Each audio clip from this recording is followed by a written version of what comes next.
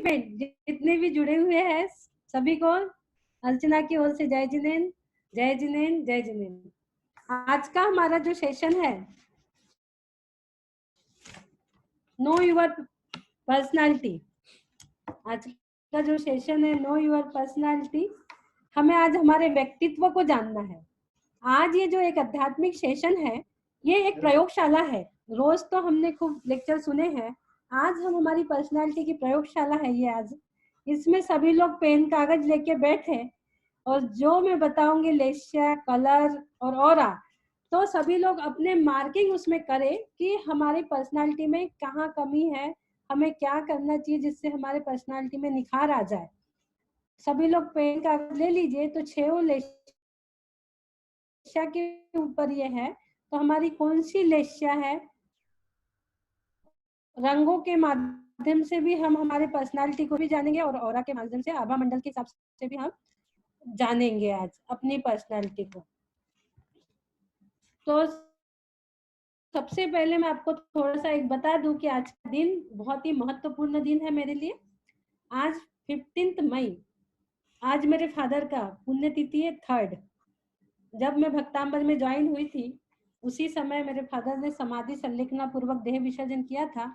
ऐसा शायद ही कभी किसी का होता होगा जिस प्रकार से एकदम जागरूक अवस्था में खुद से सुबह से उपवास धारण कर लिया और ठीक 12 बजे, 12 पौने 12 पे, 12 को 10 मिनट कम था, उस समय उन्होंने अपने आप पूजा रूम में बैठकर हाथ पे हाथ रखकर 9 बार नमोकार मंत्र बोलते हुए समाधि संलेखना पूर्वक अपना देह विसर्जन किया था। मेरे फादर को भक्तांबर पे बहुत ज्यादा श्रद्धा था। डॉक्टर ने कहा था बाईपास करवा लो जब उनका हार्ट पे इफेक्ट आया, तो नहीं किया उन्होंने। बोले नहीं तो आप बचोगे नहीं। तो बोले मेरी आयु जितनी है उतनी मुझे मिलना ही है, ना कोई एक श्वास मेरी बढ़ा सकता, ना कोई एक श्वास घटा सकता। मैं 3 बार भक्तांबर पढ़ूंगा। और उन्होंने ये 40 साल पहले की बात मैं आपको बता रही हूँ, 81 ईयर्स तक अपना जीवन बहुत ही अच्छा, एक बहुत अच्छे व्यक्तित्व के धनी भी थे मेरे फादर। बहुत ही अच्छा नियम संयम पूर्वक बिताते हुए बिल्कुल चेतन अवस्था में 9 बार नौकार मंत्र बोलते हुए संबोधन मम्मी कर रही है और अपना देह विसर्जन किया था। आज उनकी 3री पुण्यतिथि। सोनल का फोन आया था जब मुझे नहीं पता था कि आज की डेट क्या है क्या नहीं। सोनल ने जब मुझे कहा तो मैंने हाँ कह दिया था, लेकिन आज मैंने देखा अरे आज तो 15 मई है। और आज मेरा प्रोग्राम हर साल रामटेक में रहता है, रामटेक वालों ने फिक्स करके रखा है। आज लॉकडाउन की वजह से मैं नहीं जा पाई। शाम को ध्यान भी है 7 से 8। हैदराबाद संगम फाउंडेशन रखा है, फाउंडेशन ने रखा है। मैं हर साल 15 मई पे ध्यान करवाती हूँ, पिंडस्थ ध्यान, क्योंकि मेरे फादर सुबह 4 बजे उठ के यह ध्यान करते थे। उनका ही देख के मैंने वो ध्यान को थोड़ा मॉडिफाई किया, उसमें कुछ भजन, कुछ जाप मंत्र डाल के सरल भाषा में उसको मैंने किया। तो वो ध्यान करवाने के लिए मुझे हर साल 15 मई पे मेरा फिक्स हुआ है रामटेक जैन समाज की ओर से, तो मैं जाती हूँ रामटेक। आज वो पता ही देखिए सब सारे को इंसिडेंट। आज मेरे 2 सेशन, लेशिया का भी काफी अच्छा ज्ञान बाबूजी को था, बहुत अच्छे से लेशिया के बारे में बाबूजी हमेशा हमें बताते रहते थे, रंगों के बारे में भी। तो आज वो ऑटोमेटिक वो दिन ऐसे जुड़ गया कि आज लेशिया पे भी स्पीच हो रहा है और शाम को ध्यान भी हो रहा है। इसमें कोई प्लानिंग नहीं है और वो होते चला गया। कहते हैं ना ये डिवाइन सीरीज है, सब डिवाइन करवा रहा है, हम कोई नहीं होते करने वाले। आज हमारा सेशन लेशिया, ऑरा और कलर तीनों चीज पे रहेंगी। लेशिया थेरेपी, कलर थेरेपी और ऑरा थेरेपी, तीनों प्रकार की थेरेपी को हम जानेंगे और सभी लोग इसी के माध्यम से अपनी पर्सनालिटी को जानेंगे, अपने व्यक्तित्व को जानेंगे कि हम कहाँ हैं और हमें और पर्सनालिटी अपनी निखारना है, अपना व्यक्तित्व और बढ़ाना है, तो उसके लिए हमें क्या करना है। तो आइए चलेंगे, प्रभु के चरणों में 2 लाइन रखेंगे और बाबूजी को भावों के श्रद्धा पुष्प चढ़ाते हुए इस सेशन की ओर चलूंगी। 2 लाइन आदिनाथ भगवान के चरणों में सभी लोग हाथ जोड़ लीजिए, आंखें बंद कर लीजिए।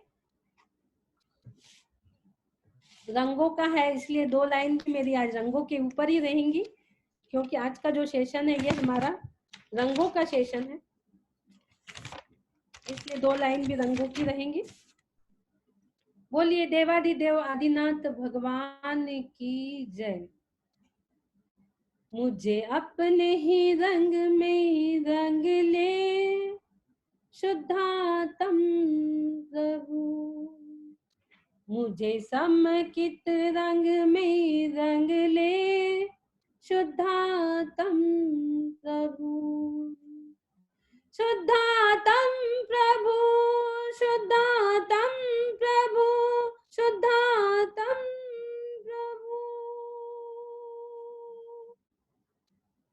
शुद्धातम प्रभु मोरी परिणति रंग दे, शुद्धातम प्रभु मोरी परिणति रंग दे। बिना रंगाए मैं अब नहीं जाऊंगी, विनती करूं चाहे सारी उमरिया। अब तो रंग दो, अब तो रंग दो, निज नाथ स्वामी रे, स्वामी रे, स्वामी रे। अब तो आकर दर्शन दे दो, निज नाथ स्वामी रे। मुझे अपने ही रंग में रंग ले, शुद्धातम प्रभु। मुझे समकित रंग में रंग ले, शुद्धातम प्रभु। शुद्धातम प्रभु, शुद्धातम प्रभु, शुद्धातम प्रभु। बोलिए शुद्धात्म देव की जय। बोलिए पंच परमेष्टि भगवान की जय। सभी को जय जिनेन्द्र। चलते हैं हम हमारी सेशन की ओर। आज का हमारा जो सेशन है वो है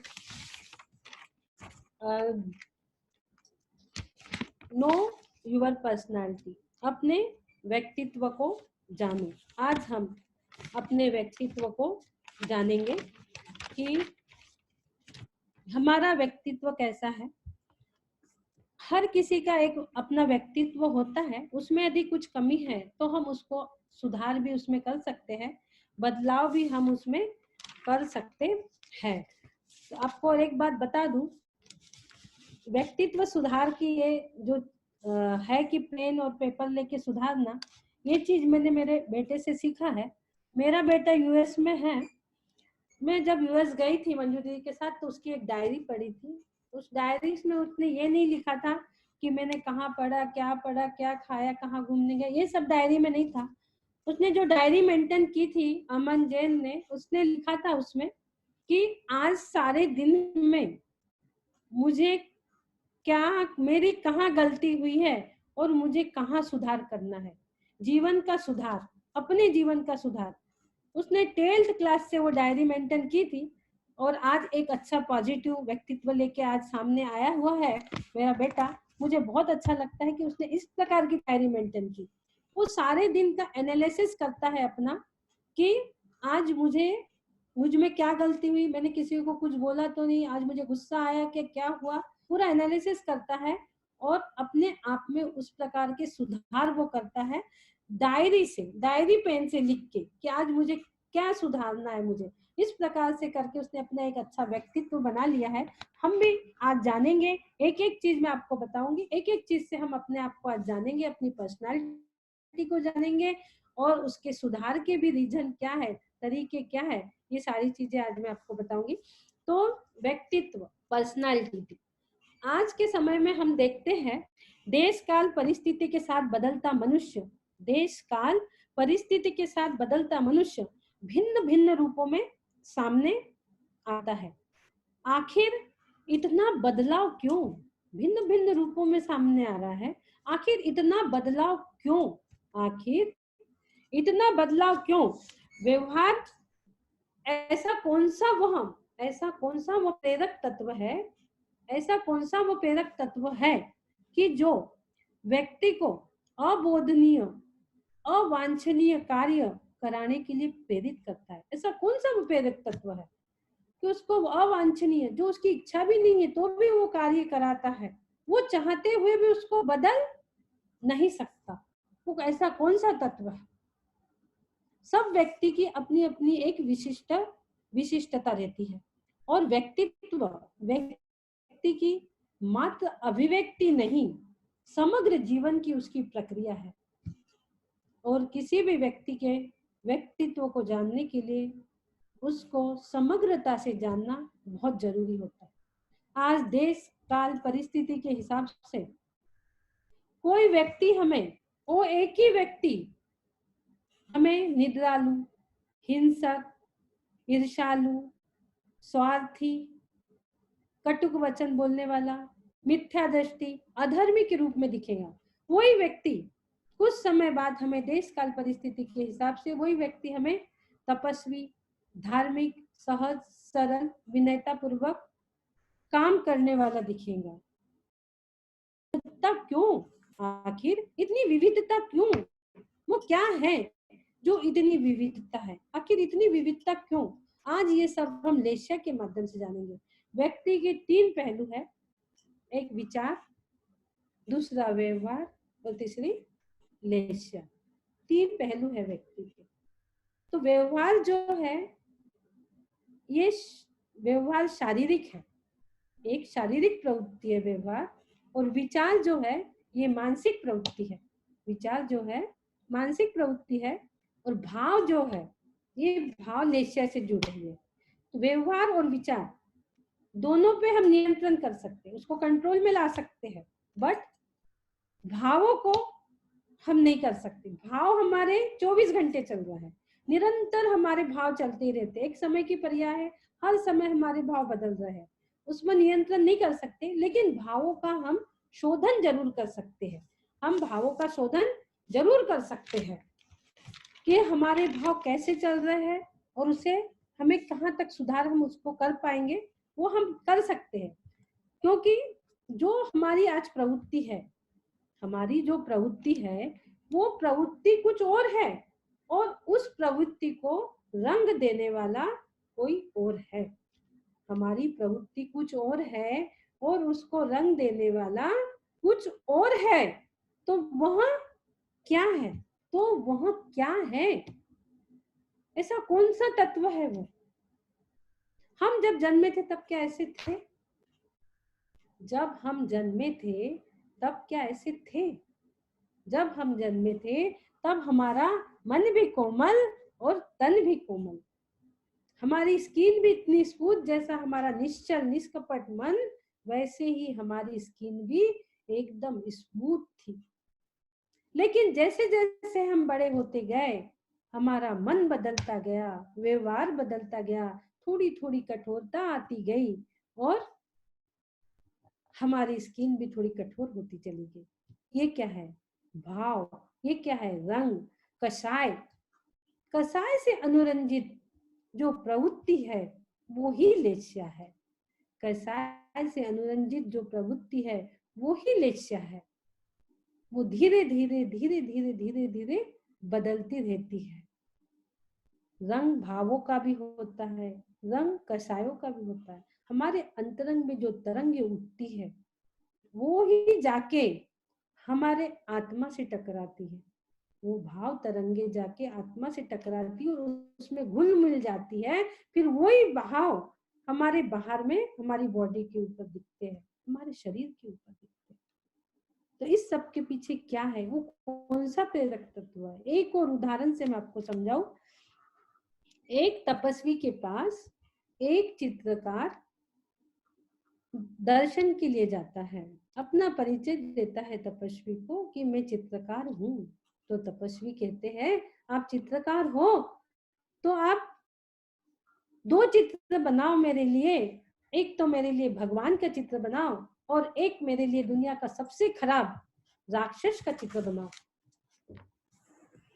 वहां गुरु की आज्ञा मानकर निकल पड़ता है भगवान की तस्वीर ढूंढने के लिए कि भगवान कैसे होंगे, मैं भगवान का कैसे चित्र बनाऊं, भगवान कैसे होंगे, मैं भगवान का कैसे चित्र बनाऊं। सीधे से पीपीटी नहीं चलेगी। मैं भगवान का कैसे चित्र बनाऊं। ढूंढते ढूंढते ढूंढते कई दिन बीत जाते हैं, उसे कोई भगवान की फोटो नहीं मिलती। वो जो एक बालक दिखता है जाते हुए, वो सोचता है ये छोटा नन्हा बालक किसका निश्चल निष्कपट है, हो न हो यही भगवान का रूप हो सकता है। और उस बालक की वो तस्वीर चित्रित करता है, अंकित करता है, वो बालक की तस्वीर अंकित करता है भगवान के रूप में।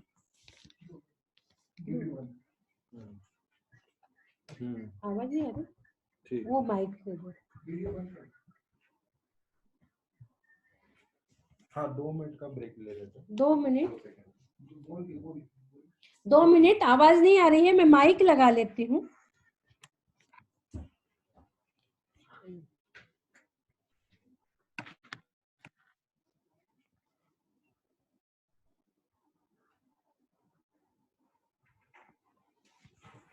एसी बंद कर दो, एसी बंद कर दो। वो नहीं है इसलिए, वोल्टेज कम है इसलिए। कुछ लोगों को आ रही है तो कर दो।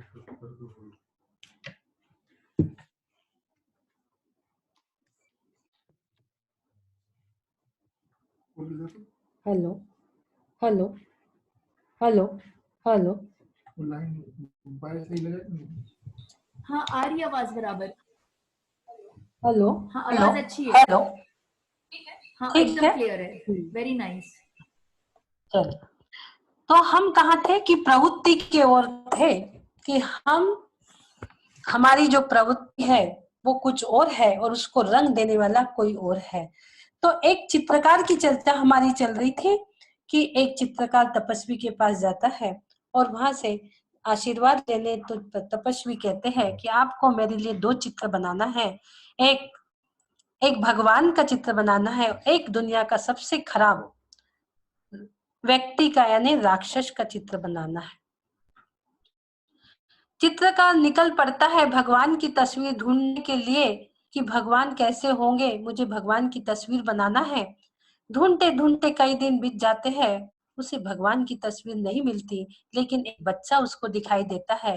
तो सोचता है हो न हो ये बच्चा इतना निष्कपट निष्कपट, इतना तो हो न हो ये बच्चा ही भगवान का रूप है, और वहां उस बच्चे को भगवान के रूप में चित्रित कर देता है।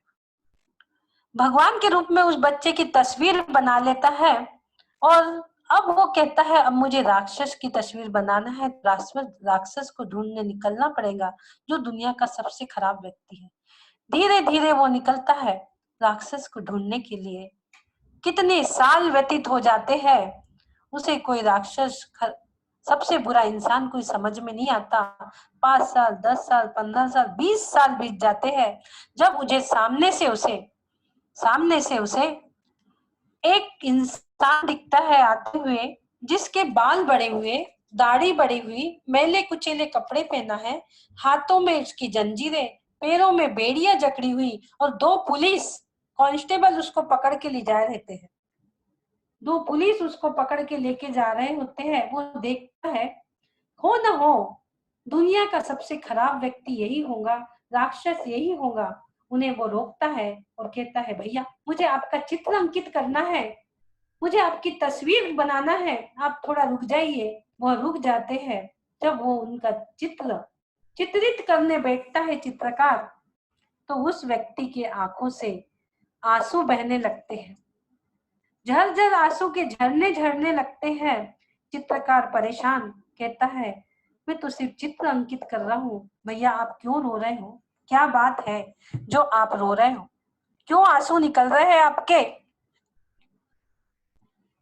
चित्रकार ने जैसे ही पूछा तो उसके आंसू की धारा और तेज हो गई और उसने कहा कि भैया जो 20 साल पहले आपने तस्वीर बनाई थी भगवान के रूप में मेरी, वो मैं ही था, और आज 20 साल बाद जब आप राक्षस के रूप में तस्वीर बना रहे हो वो भी मैं ही।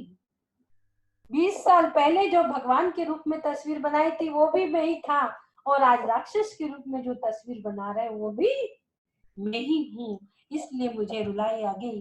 तो ये जो बीच का समय था ये क्या था, ये क्या था, ये लेस्या ही थी जो उनकी प्रवृत्ति को इस प्रकार बदल दी। और हम सहज सरल शब्द में बोलेंगे तो संस्कार। संस्कार नहीं थे।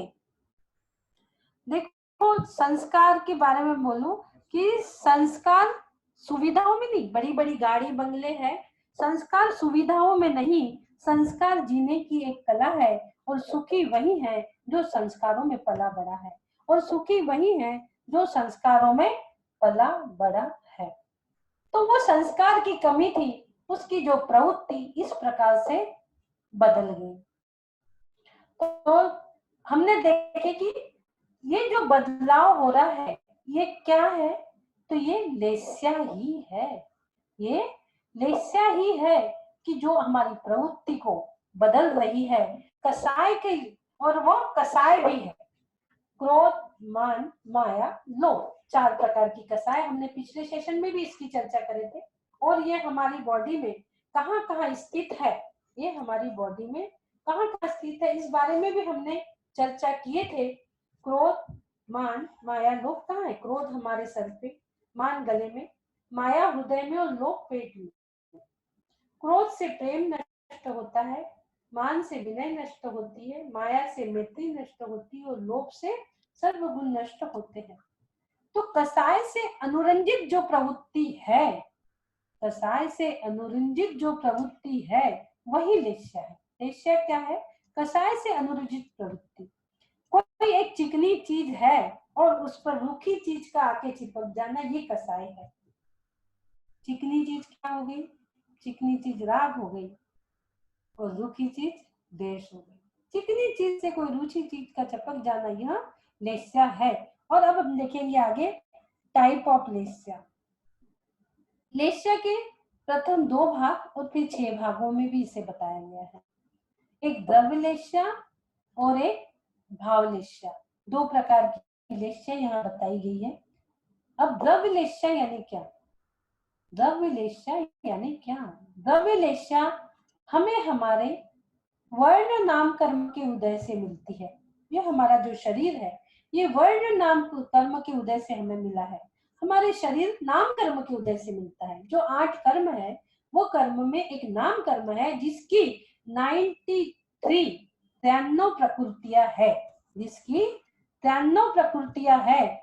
सबसे ज्यादा प्रकृति नाम कर्म की है, और वो नाम कर्म ही हमारे शरीर की रचना करता है। हम ये नहीं कह सकते कि मेरे मम्मी पापा इतने सुंदर ऊंचे पूरे हैं तो मुझे भी सुंदर होना चाहिए था, मुझे भी गोरा होना चाहिए था, मेरी भी हाइट होना चाहिए थी। नहीं, यदि आपके मम्मी पापा सुंदर है तो वो उनके अपने नाम कर्म है, और मेरा जो वर्ण है वो मेरे नाम कर्म के उदय से है। और जो हमें ये वर्ण मिलता है नाम कर्म के उदय से, वर्ण नाम कर्म के उदय से जो वर्ण हमें मिलता है, ये सारी जिंदगी हमारा शरीर का वर्ण ऐसे ही रहता है।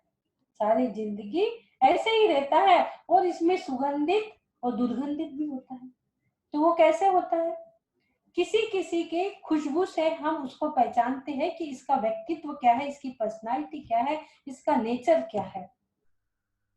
वो रहता है उनका पसीना। जो उनको पसीना आता है, जो कुल व्यक्ति रहेगा, जो हिंसक प्रवृत्ति का रहेगा, उसके पसीना से आप देखना बहुत दुर्गंध आएगी, बहुत ज्यादा। उसको खुद को ही वो सहन नहीं होती है, सारे दिन वो बॉडी स्प्रे करते रहता है। उसकी जो पसीना की खुशबू है, उससे इंसान पहचान लेता है कि ये किस प्रवृत्ति का है। किसी के पसीने से कभी कभी बहुत भी आएगा, लेकिन दुर्गंध नहीं आती। आप उससे पहचान सकते हो कि इसका व्यक्तित्व, इसकी पर्सनालिटी कैसी है। खुशबू से आप व्यक्ति को पहचान सकते हैं। इसका बहुत सारा और भी डिटेल में वर्णन है, फिर कभी हम करेंगे खुशबू से व्यक्ति को पहचानने का, बहुत सारा वर्णन है इसका। तो ये हो गई हमारी द्रव्य लेस्या। अब हम आते हैं भाव लेस्या। तो भाव लेस्या ने क्या? जो निरंतर हमारे संसारी जीव के निरंतर भाव चल रहे हैं। कोई भाव तो खुद से चलते हैं, कोई भाव को हम लाते भी हैं, किसी भाव को हम सोचते भी हैं, किसी भाव को लाते हैं, कोई भाव अपने आप ही आते हैं, कोई भाव निरंतर चलते रहते हैं। तो संसारी प्राणी के जो भाव है वो ही भाव लेस्या है। कसायों से अनुरंजित जो भाव है वही भाव लेस्या है। हमारी जो आत्मा है ये कर्मों की कैसी है? कर्मों से और कसायों से लिंबन हो चुकी है। हमारी आत्मा का लिंबन हो चुका है कसायों से और कर्मों से, 8 कर्मों से। हम कुछ नहीं करने वाले होते हैं, जो कुछ है सब अष्ट कर्म ने अपनी व्यवस्था संभाल रखी है। ज्ञानावरण, दर्शनावरण, मोहनी, अंतराय, आयु, नाम, गोत्र, वेदनी, ये 8 कर्म है। इन्होंने पूरी हमारी बाहरी व्यवस्था संभाल रखी है। तू तो सिर्फ धड़ल्ले से धर्म कार्य करे जा, तू तो सिर्फ धड़ल्ले से धर्म कार्य करे जा, बाकी पूरी व्यवस्था तो अष्ट कर्म ने संभाल रखी है। एक भजन में भी बहुत अच्छी लाइन आती है, 8 कर्मों के बीच अकेली आत्मा, अकेली आत्मा, अकेली आत्मा। 8 कर्मों के बीच हमारी अकेली आत्मा है, और ये आत्मा क्या हो गई है? कसायों से इसका लिंबन हो चुका है, कर्मों से इसका लिंबन हो चुका है। कसायों से लिंबित ये जो प्रवृत्ति है वो भावलेश्या कहलाती है। एक और उदाहरण से मैं उसको आपको समझा दूं, द्रव्यलेश्या और भावलेश्या को। देखिए, हम फोटो निकालते हैं, हम फोटोग्राफर के पास गए, हमने फोटो निकाली, तो हमारी फोटो में क्या आया? हमारी फोटो में हमारी पूरी बॉडी ऊपर का सब आ गया, हमारे पूरे ऊपर के फीचर्स पूरे आ गए। क्या उसमें अंतरंग का कुछ दिख रहा है? अंदर में क्या चल रहा है? कैमरा में अंदर का नहीं दिख रहा है। तो गुरु महाराज कहते हैं कि अंदर को देखो, अंदर को झांको। तो जो बाहर में दिख रहा है वो द्रव्यलेश्या है। अब अंदर को झांको, अंदर को देखो। तो अंदर को देखने के लिए आजकल साइंस तो बहुत तरक्की कर चुका है। तो क्या करते हैं हम? अंदर के ऑर्गन्स हमारे डैमेज है, हमारा हार्ट कैसा है, हमें कहीं पेट में प्रॉब्लम तो नहीं है, तो हम क्या करते हैं? एक्सरे करवाएंगे या सीटी स्कैन करवा लेंगे, तो उससे हमारे अंदर के ऑर्गन दिखते हैं। जो एक्सरे है वो ही भावलेश्या का काम कर रहा है। भावलेश्या आपके अंतरंग के परिणामों को बता रहा है कि आपके अंतरंग के परिणाम कैसे चल रहे हैं, और द्रव्यलेश्या आपका बाहर का रूप बता रहा है, अंतरंग नहीं बता रहा है, वो कैमरा का काम कर रहा है। और भावलेश्या एक्सरे का काम कर रहा है, सीटी स्कैन का काम कर रहा है कि आपके अंदर में कैसे भाव चल रहा है, शुभ चल रहा है, अशुभ चल रहा है, कषायों के प्रति चल रहा है, कैसे चल रहा है, आपके जो भाव है वो कैसे चल रहा है, ये बताने का काम भावलेश्या का है। और अब इसके भी और 6 प्रकार है, इसको और हम समझेंगे। लेश्या के बेसिक जो है वो 6 कलर के साथ और तीव्रता और मंदता के हिसाब से भी इसके 6 भेद बताएंगे। एक एक के मैं एक एक लक्षण आपको बताऊंगी और आप लोग इसको ध्यान से सुने। ये 6 लेश्या को आपको अपने ऊपर घटाना है कि हम कहाँ हैं, हमारी कौन सी लेश्या है। आज ये सुवर्ण संधि है हमें जानने की कि हम किस लेश्या की कैटेगरी में आते हैं। पेन कागज रख लीजिए, एक एक लक्षण में आपको बताते जाऊंगी। आज हम ये आध्यात्मिक प्रयोगशाला में बैठे हैं। अभी तक हमने शारीरिक, मानसिक, ज्योतिषिक बहुत सारे किए, लेकिन आज जो है ये आध्यात्मिक एक लेबोरेटरी है, एक प्रयोगशाला है। हम 6 लेक्चर के माध्यम से प्रयोग कर रहे हैं कि हम आज कहाँ हैं। 17 दिन का सेशन हो गया, आज 18वां दिन है। ये आध्यात्मिक 18वां दिन के दिन आज ये आध्यात्मिक सेशन चल रहा है। ये एक प्रयोगशाला, एक लेबोरेटरी में आप बैठे हुए हैं। अब मैं एक एक लेक्चर का जैसे जैसे वर्णन करूंगी, आप लोग खुद भी अपने बारे में सभी लोग सोचते जाइए कि हमारी कौन सी लेक्चर चल रही है। एक एक पॉइंट आप लिखते जाइए, बाद में हम उसका शोधन भी करेंगे। तो आइए चलते हैं। पहले कृष्ण, नील, कापोत, पीत, पद्म, शुक्ल, 6 लेस्या। 6 के कलर है। कृष्ण भोरे के समान है, नील नीलमणि के समान रंग है इसका नीला, कापोत लेस्या का कबूतर के समान है, पीत लेस्या का सुवर्ण के समान है, पद्म लेस्या का कमल के समान है, थोड़ा पीला भी रहता है, थोड़ा गुलाबी भी रहता है।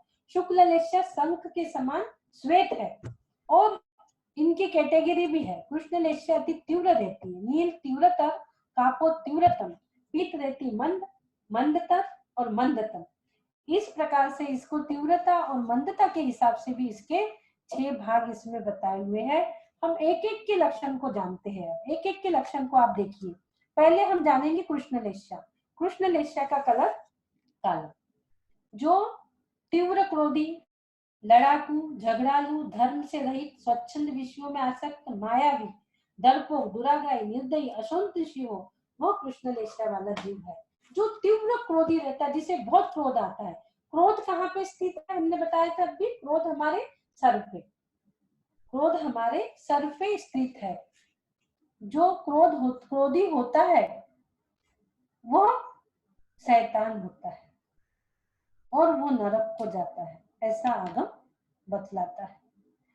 तीव्र क्रोधी और लड़ाकू भी होता है और धर्म से रहित होता है। ना वो कृष्ण लेशा वाला खुद तो धर्म नहीं करेगा और दूसरे को भी नहीं करने देगा, ना खुद करता है ना दूसरे को करने देता है। कृष्ण लेशा वाला बिल्कुल स्वच्छंदी रहता है, नास्तिक, धर्म से रहित, विषयों में आसक्ति, मायावी, डरपोक, दुरागाई, निर्दयी, और कभी उसको संतोष नाम की कोई चीज ही नहीं रहती।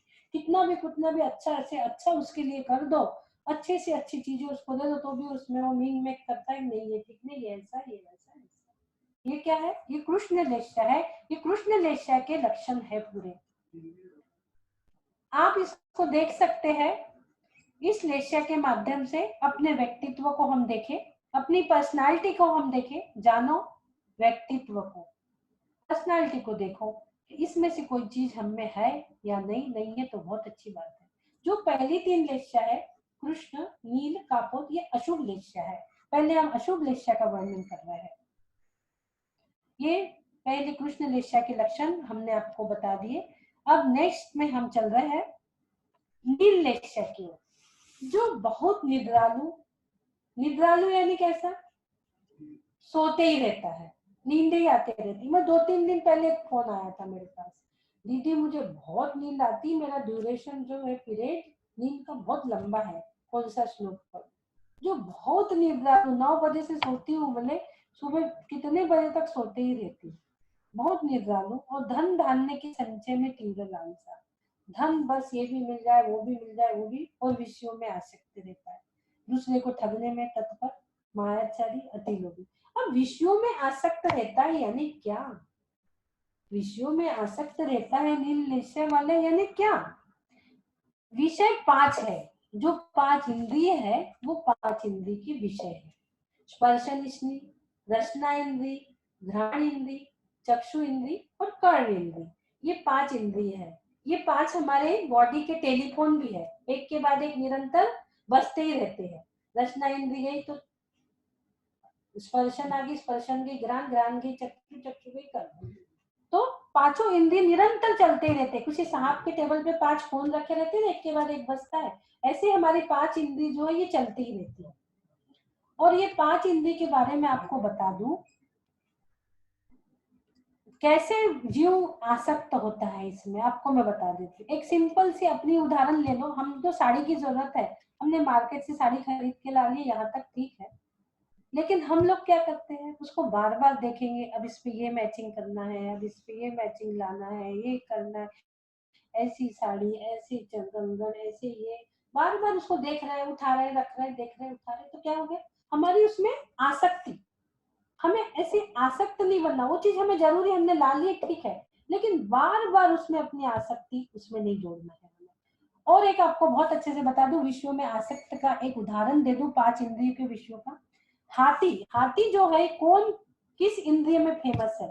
हाथी जो है ये स्पर्शन इंद्रिय में फेमस है। कैसे? एक बड़ा सा गड्ढा खोदता है मनुष्य, उसमें हथनी का एक चित्र बनाता है कागज का, और वो गड्ढे के ऊपर उस कागज को रख देता है। हाथी दूर से देखता है कि हथनी खड़ी है, और वो स्पर्शन इंद्रिय के वशीभूत होकर भागते हुए हथनी के पास आता है, और जैसे ही हथनी के पास आता है तो गड्ढे में गिर जाता है। स्पर्शन इंद्रिय के वशीभूत होकर हाथी ने गड्ढे में गिरकर अपने प्राण गंवा दिए, स्पर्शन इंद्रिय के वशीभूत होकर। अब नेक्स्ट दूसरे इंद्रिय को बता दूं आपको, घ्राण इंद्रिय। घ्राण इंद्रिय के स्पर्शन इंद्रिय, अब सेकंड रसना इंद्रिय ले लेते हैं। रसना इंद्रिय के वशीभूत कौन है पता है? कौन फेमस है रसना इंद्रिय में? मछली। मछुआरा क्या करता है मछली पकड़ने के लिए? अपना जो जाल फेंकता है, गुल फेंकता है, उसमें आटा लगाता है सामने, ताकि मछली उसमें पकड़ के आ जाए। और मछली क्या करती, देखती इसमें आता है और उस पर लिपट जाती है, मछुआरा उसको पकड़ लेता है। तो मछली ने क्या की, रसना इंद्री के वशीभूत होकर अपनी जान गंवा दी। रसना इंद्री में मछली फेमस है। स्पर्शन हो गई, रचना हो गई, तीसरी इंद्री घ्राण इंद्री। घ्राण इंद्री में कौन फेमस है, भोरा। भोरा क्या करता है, सुगंध और दुर्गंध दो इसके भेद है घ्राण इंद्री के। भोरा क्या करता है, कमल के फूल पे मंडराते रहता है, कमल के फूल पे बैठा रहता है। शाम होते होते कमल का फूल मुरझा जाता है और भोरा उसके अंदर दब के अपनी जान गंवा देता है। भोरा क्या कर रहा है, घ्राण इंद्री के वशीभूत होकर अपनी जान गंवा देता है। स्पर्शन, रसना, घ्राण, चक्षु। चक्षु इंद्री जो है इसमें पतंगा फेमस है। जो बारीक बारीक छोटे दिवाली के समय कीड़े होते हैं, देखते हैं लाइट दिखता है उनको, और लाइट के पास वो चले जाते हैं और अपनी जान गंवा देते हैं। चक्षु इंद्री के वशीभूत होकर वो छोटे छोटे कीड़े पतंगे अपनी जान गंवा देते हैं। अब लास्ट में आता है कर्ण इंद्रिय। कर्ण इंद्रिय के वशीभूत कौन है, हिरण है। हिरण बांसुरी की आवाज सुनता है और भाग के चला जाता है और अपने प्राणों को गंवा देता है। ये जो है पांचों भी, ये एक ही इंद्री के वशीभूत है। ये पांचों प्राणी एक एक इंद्री के वशीभूत होके इनने अपनी जान गंवाई है, अपने प्राण गंवाए हैं। लेकिन जरा हम अपने बारे में तो सोचे, हम तो पांचों के पांच इंद्री के वशीभूत है। हम पांचों इंद्री के वशीभूत है। अब वो कैसे है बता दूं आपको। पांचों इंद्री के वशीभूत कैसे है, मैं एक एग्जांपल से समझेंगे। समझिए हमें प्यास लगी है, एक सादा गिलास पानी कोई हमें देता है, हमारी प्यास बुझाने के लिए हमें वो काफी है। हमारी प्यास बुझाने के लिए एक सादा गिलास पानी काफी है। लेकिन नहीं, हमारी स्पर्शन इंद्रिय क्या कह रही है, हमारी स्पर्शन इंद्रिया कहती है कि भाई थोड़ा सा ठंडा ला दे, थोड़ा ठंडा रहेगा तो मजा आ जाएगी, पीने का मजा ही कुछ और रहेगा। ले भाई फ्रिज का ठंडा पानी ला दी, अब तो पी ले, अब तो अपनी प्यास बुझा ले। नहीं, रसना इंद्रिय क्या कहती है, थोड़ा सा मीठा हो जाता, शक्कर डल जाती इसमें और आनंद आ जाता। रसना इंद्रिय के वशीभूत होकर हमने शक्कर डाल लिए, भाई अब तो पी ले, अब तो प्यास बुझा ले, प्यास ही तो बुझाना नहीं। स्पर्शन हो गई, रचना हो गई। घ्राण इंद्रिय क्या कहती है, इसमें खुशबू चाहिए थोड़ी सी, थोड़ा सा ऐशन डल जाता, थोड़ी खुशबू डल जाती तो मजा आ जाता। भाई लो ऐशन डाल दिए, अब तो पी ले नहीं। चक्षु इंद्रिय के वशीभूत हो गए अब हम। चक्षु इंद्रिय कहती है थोड़ा सा इसमें डल जाए लाल हरा तो मजा आ जाए। भाई चलो कलर भी डाल दिए, चक्षु इंद्रिय को कलर चाहिए, लाल कलर भी डल गया, अब तो पी ले। लेकिन नहीं, अभी एक इंद्रिय बाकी है, कौन सी, घ्राण इंद्रिय। घ्राण इंद्रिय के वशीभूत होकर हम लोग क्या कहते हैं, जरा इसको कर्ण इंद्रिय। कर्ण इंद्रिय जो है लास्ट, सॉरी मैं घ्राण बोल दी। कर्ण इंद्रिय के वशीभूत होकर हम लोग क्या करते हैं, वो सादा एक गिलास में पानी जो हमारी प्यास बुझ सकती है, लेकिन कर्ण इंद्रिय के वशीभूत होकर हम लोग क्या कह रहे हैं, चलो यार टीवी के सामने बढ़िया संगीत सुनेंगे, एसी में बैठेंगे और फिर हम पानी को पिएंगे। इस प्रकार से हम पांचों इंद्रियों के वशीभूत है। हाथी ने, मछली ने, ये तो सब एक एक इंद्रिय के वशीभूत होकर जान गंवा दी इन्होंने। लेकिन हम तो निरंतर पांचों इंद्रिय के वशीभूत है। हम अपने इंद्रियों के सर्वेंट बने हुए हैं। जो सा वो बोलती वैसा हम करते हैं, ऐसा नहीं जैसा हम बोले वैसा इंद्रिय करे। हमें अपने व्यक्तित्व ऐसा बनाना है, हमें अपनी पर्सनालिटी ऐसी बनाना है। तो विषयों में आसक्ति, हमें विषयों में आसक्ति कम करना है। ये नीललेशा का गुण है। आप लोग अपना खुद इसमें से चेक कर ले कि इसमें हमें क्या है क्या नहीं है, तो बहुत अच्छी बात है। नीललेशा वाला दूसरे को धर्म नहीं करने देता, कृष्ण लेशा वाला खुद भी नहीं करता, दूसरे को भी नहीं करने देता, और यहाँ पर खुद भी नहीं करेगा, दूसरे को करने से भी रोकेगा। नीललेशा वाला, सॉरी, नीललेशा वाला खुद करेगा, दूसरे को नहीं करने देगा। नीललेशा वाला खुद धर्म करेगा लेकिन दूसरे को नहीं करने देगा। अब हम आते हैं तीसरी लेशा पर, जो कि कापोत लेशा है। कापोथलेशिया, इसमें कबूतर की उपमा से इसको बताया है और इसका कलर ग्रे बताया हुआ है। पर की निंदा करने वाला, स्व प्रशंसा करने वाला। उमा स्वामी ने तत्वार सूत्र में एक बहुत अच्छा बताया है, आत्म प्रशंसा, परात्म निंदा, नीचे गोत्र। जो खुद की प्रशंसा करता है और दूसरों की निंदा करता है वो नीच गोत्र का स्वामी होता है, वो नीच गोत्र में जाता है। हमें अपनी प्रशंसा नहीं करना है, हमें सिर्फ अपने कार्य करना है।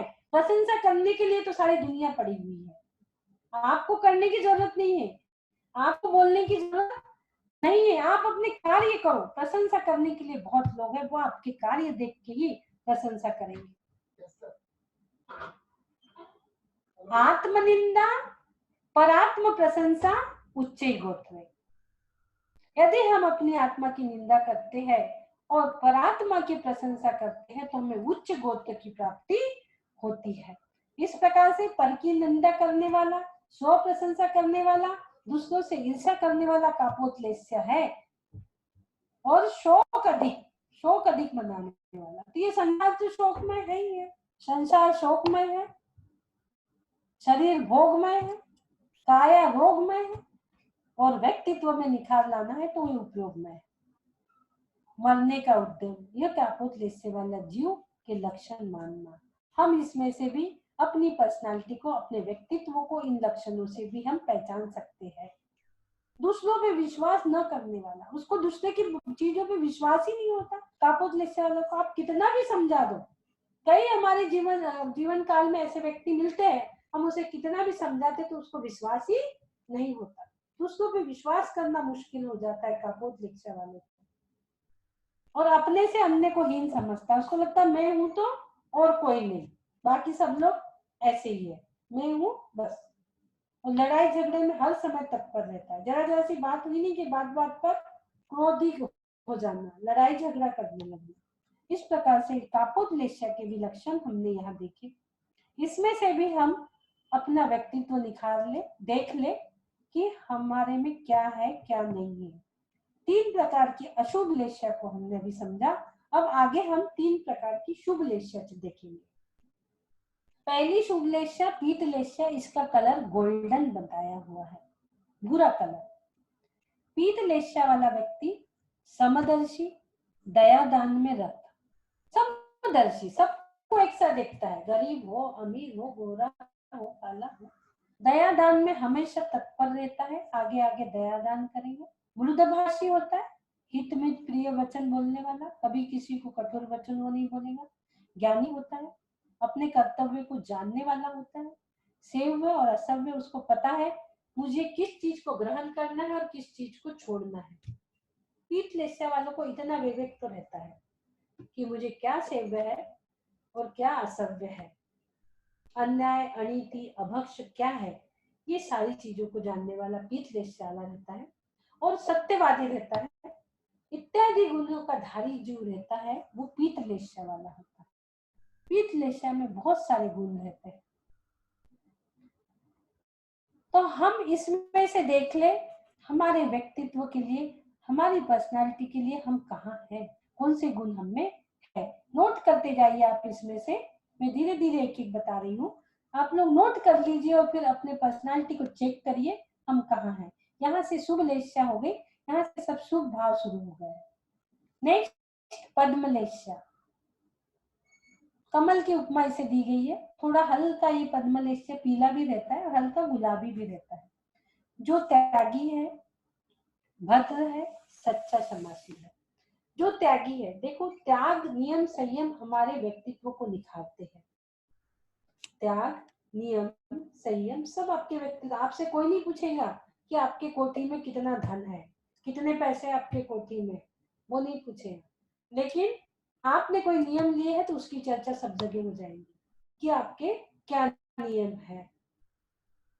मैं जब ये ध्यान कराती हूँ तो कई ज्ञानी लोगों के मेरे पास सवाल आते थे कि आप ये कराते हो ध्यान, पिंडस्थ ध्यान, तो ये बताइए कि आपका आचरण क्या है। उन्हें यकीन नहीं था कि आपका व्यक्तित्व ऐसा होगा, इसलिए आप ये ध्यान करा रही होंगी। पिंडस्थ ध्यान मामूली ध्यान नहीं है, आज शाम को भी उसका सेशन है। उसको वही करा सकता है जो थोड़ा सा त्यागी, व्रती, नियम संयम का पालन करता हो। मुझसे कई ज्ञानी लोगों ने पहले सवाल किए कि आप ये ध्यान करा रहे हो तो आपकी दिनचर्या क्या है। हमने उनको बताया कि हमारा ऐसा है, तो बोले आप निश्चित ही ध्यान करवाने के पात्र हो। त्याग, नियम, संयम हमारे जीवन में बना रहना चाहिए। नियम बिना पशु गिना। हम कहते हैं हमने अभी भोजन किया, 2 घंटे प्रोग्राम में बैठे, ना कुछ खाना है ना पीना है, क्यों ना हम 2 घंटे के लिए त्याग कर दे, 3 से 5, 2 घंटे के लिए हम त्याग कर दो। ऐसे छोटे छोटे नियम ले सकते हैं, छोटे छोटे नियम हम ले सकते हैं। घुटनों के बल चलते चलते पैर खड़े हो जाते हैं और छोटे छोटे नियम एक दिन बड़े बन जाते हैं। छोटे छोटे नियम देखो, मैंने कार्ड भी बना के रखी हूँ अपने घर में, 400-500 कार्ड मैंने बना के रखे हुए हैं, ये इतने सारे। इसमें छोटे छोटे नियम मैंने बना के रखे हुए हैं। एक पर्ची रोज उठा लो, एक कोई भी पर्ची इसमें से निकाल लो। आप लोग भी ऐसे बता सकते हैं। हम हमारा विजिटिंग कार्ड तो बहुत बनाते हैं, दुनिया में बांटते हैं, तो ऐसे नियम के कार्ड बना लो छोटे छोटे। बस छोटे छोटे नियम आप भी लोगे घर में, सभी को लेने लगाओ तो बच्चों की भी थोड़ी हैबिट हो जाएगी। ये देखिए, एक कार्ड निकाले, इसमें लिखा है 1 दिन मूंगफली का त्याग। बहुत छोटे छोटे जो हम आसानी से कर सकते हैं। 1 दिन मूंगफली नहीं खाएंगे तो कुछ नहीं होगा। छोटे छोटे कार्ड तो त्याग, नियम, संयम की हमें हैबिट में रहेंगी, फिर अंत में ये चीजें सब काम आती है। देखो, क्या पलंग पर नहीं सोएंगे, यानी पलंग पर नहीं सोएंगे तो हम आज चटाई पर सो जाएंगे। ऐसे छोटे छोटे नियम के मैंने कार्ड बना के रखे, 500 कार्ड ये बने हुए हैं। इसमें लिखा है, देखो, सोने से पहले 9 बार नमोकार मंत्र का जाप करना। कोई बहुत बड़ी चीज है कि छोटे छोटे नियम बना सकते हैं। 9 बार नमोकार मंत्र का जाप कर सकते सोने के पहले। इसमें लिखा है पानी छानकर उपयोग में लेना। पानी छानना यानी छन्ने से छानना है पानी, आपको एक्वागार्ड का छन्ना नहीं चलेगा। कपड़े से पानी छानकर 1 दिन का हम पी नहीं सकते, पी सकते हैं। ये देखिए, और आपको बता दूं, 1 दिन सिर में तेल नहीं लगाना। बताइए, 1 दिन सिर में तेल नहीं। ऐसे छोटे छोटे नियम, एक कार्ड रोज निकाल लो, एक नियम ले लो।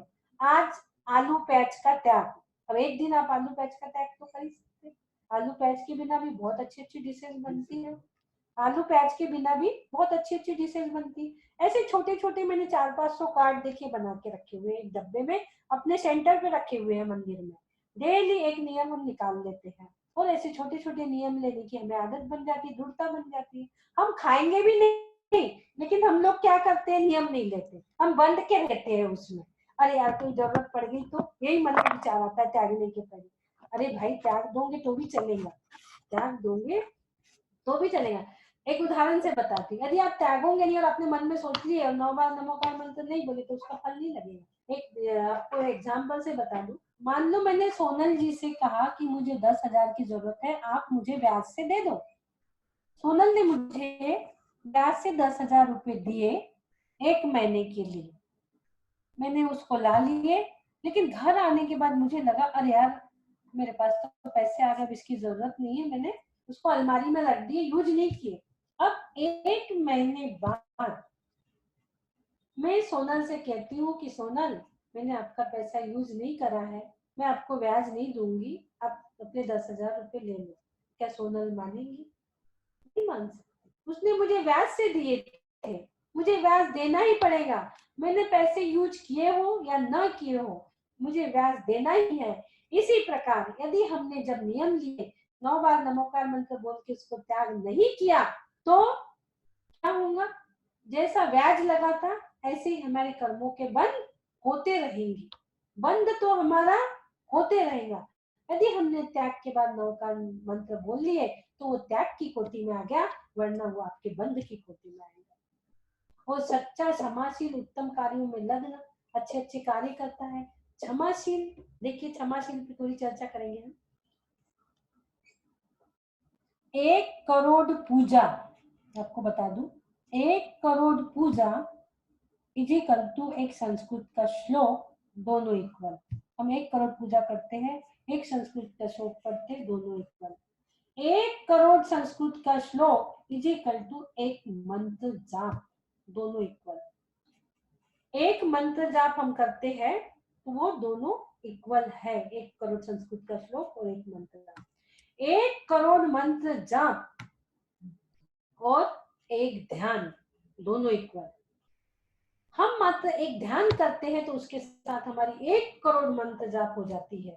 ऐसे हम करना चाहेंगे तो 1 करोड़ मंत्र जाप नहीं कर सकते, लेकिन एक पिंडस्थ ध्यान हम करते हैं तो 1 करोड़ मंत्र जाप का फल हमें लगता है। और आप अपने विषय पे आएंगे तो बताती हूँ, 1 करोड़ ध्यान इज इक्वल टू 1 क्षमा, क्षमा गुण। 1 करोड़ ध्यान इज इक्वल टू 1 क्षमा गुण है। एक बार यदि किसी व्यक्ति को आप क्षमा कर देते हो तो आपको 1 करोड़ ध्यान का फल लगता है। लेकिन हम क्षमावानी पर्व में क्षमा किससे मांगते हैं? जैनियों का प्रसिद्ध पर्व है जो किसी भी धर्म में नहीं माना जाता, क्षमा धर्म। क्षमावानी के दिन हम अपने मित्र, सहयोगी, तारीफ करने वाले को उत्तम क्षमा, उत्तम क्षमा, उत्तम क्षमा, उत्तम क्षमा। जिससे बैर है क्या उससे उत्तम क्षमा की हमने? उसे उत्तम क्षमा करिए, आपको 1 करोड़ ध्यान का फल लगेगा। और देखो पर्युषण पर्व में क्षमावाणी पर्व आता है तो ये क्षमावाणी पर्व 1 साल में 3 बार आता है, लेकिन हम लोग सिर्फ भादों के महीने के मनाते हैं। ये 3 बार आता है और 4-4 महीने में आता है। पता है क्यों आता है क्षमावाणी पर्व 4-4 महीने में? यदि हमारा किसी के साथ बैर है तो वो बैर की अवधि 6 महीना न क्रॉस कर जाए, 6 महीने के पहले ही हम लोगों से क्षमा मांग ले। यदि 6 महीने क्रॉस कर गई तो मैं अनंतानुबंधी कसाय जो है वो बनती है, मैं अनंतानुबंधी कसाय का बंधन होता है।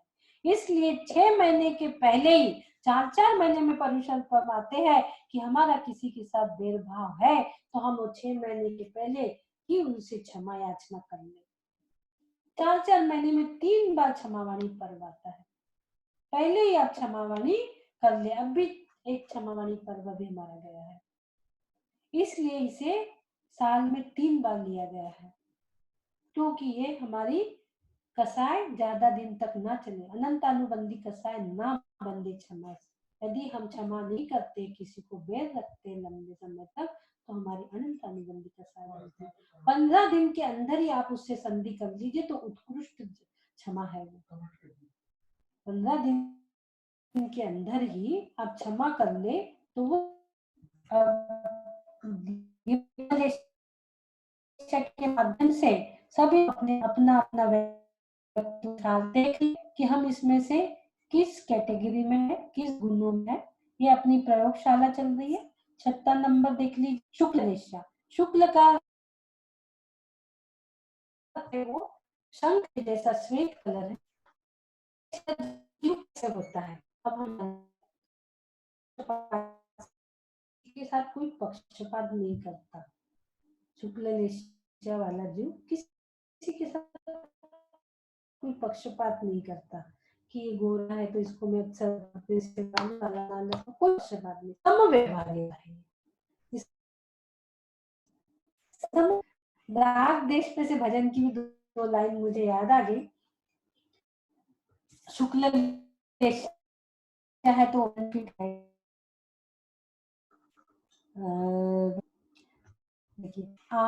अब तो चले अपने घर में, सुख ही सुख जहाँ राग नहीं, जहाँ द्वेष नहीं, बस आन मिले। क्या है? ना द्वेष है, बस ज्ञान ही ज्ञान है। तो वो कहाँ है? निज के घर में, वो अपने घर में जहाँ सुख है, ज्ञान है, अनंत सुख, अनंत ज्ञान, अनंत सुख, अनंत चतुष्धारी हम बन सकते, सब हमारे अंदर है। न जहाँ राग है न द्वेष है, भारी बनो। पाप कर्मों से ये उदासीन हो जाता है शुक्ल लेस्या वाला, और परम संतोषी, सत्य गुण रत्न भंडारी। जो संतोषी होता है उसके घरों में रत्नों की वर्षा है। परिक्रम के आज्ञा है वो भी संतोष जी ही है। वो काफी संतोष को देखती हूँ, कभी कोई टेंशन मैंने देखने से भी हमसे क्या गुण है, पेन का लिख लीजिए। देव की 6 निष्ठा है, इसमें 3 जो अशुभ है और 3 बात जो शुभ है। तो अशुभ में, शुभ से अशुभ में सारे सारे बदलाव इसमें चलते रहे हैं। इसको हमारी जो प्रवृत्ति है, अपने जो 6 लेस्या के माध्यम से देखे, इसको एक वृक्ष प्रवृत्ति को एक वृक्ष के माध्यम से और हम समझे आर्ट में। समझो एक आम का वृक्ष है, इसमें से भी देख कि हमारी प्रवृत्ति क्या है। हम हमारी प्रवृत्ति को चेक करेंगे इस वृक्ष के माध्यम से, 6 लेस्या के वृक्ष के माध्यम से हम हमारी प्रवृत्ति को चेक कर रहे हैं। इसमें भी आप ध्यान से सुनिए और करते हैं। घूमते घूमते उन्हें आम की पेड़ की ओर जाता है और देखते कितना इस वृक्ष को ही है, क्यों पूरा पेड़ का विनाश कर रहे हो भैया। इसकी जो स्कंद है, इसकी जो स्कंद है, जो हम इसी को काट लेते हैं और अपनी भूख को मिटा लेते हैं। दूसरा व्यक्ति था नील लेस्या वाला, वो पूरा विनाश नहीं चाह रहा था, उस तना को काट के हम अपनी भूख को मिटा लेते हैं।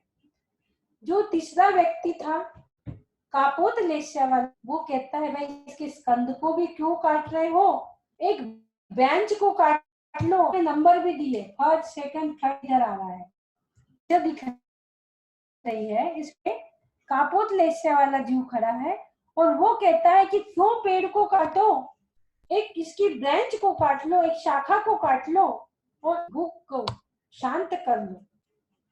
चौथा व्यक्ति भी यहाँ दिख रहा है, पीठ लेस्या वाला। पीठ लेस्या के विचार सुन लीजिए। वो कहता है क्यों शाखा को काटो, उसकी जो उपशाखा है जिसमें फल लगे हुए हैं उसको काट के हम खा लेंगे और अपनी शुद्धा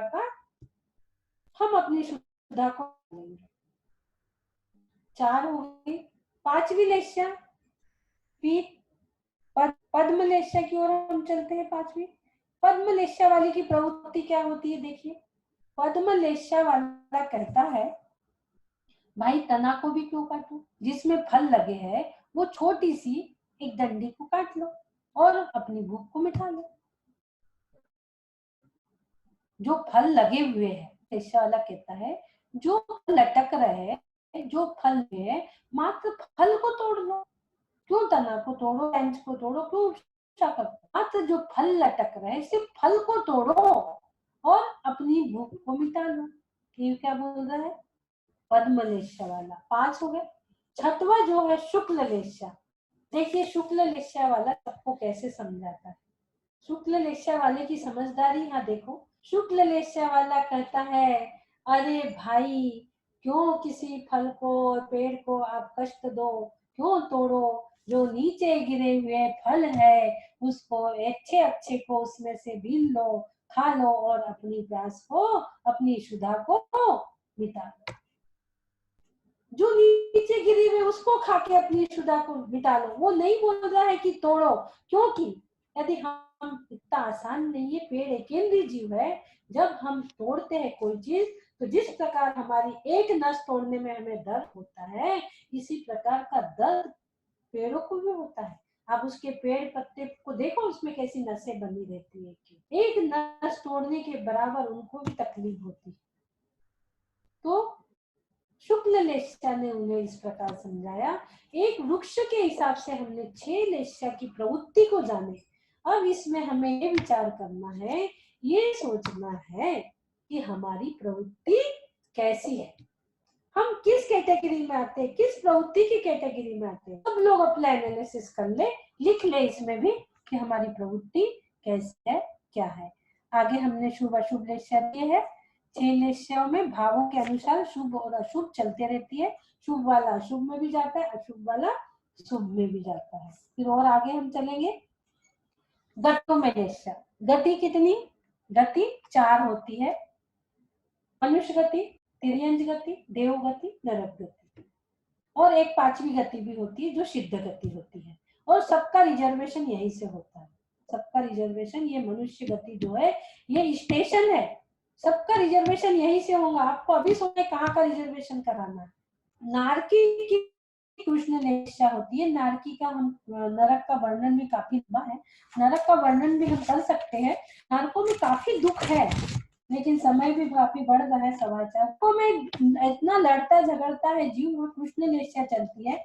वो यदि सोचता भी है कि मैं थोड़ा शांति से कहीं बैठ जाऊं, तो वो शांति से कहीं वो बैठ जाऊं सोचता है, और एक पेड़ के नीचे जाके बैठता है तो पेड़ के पत्ते जो गिरते हैं वो तलवार का काम करता है।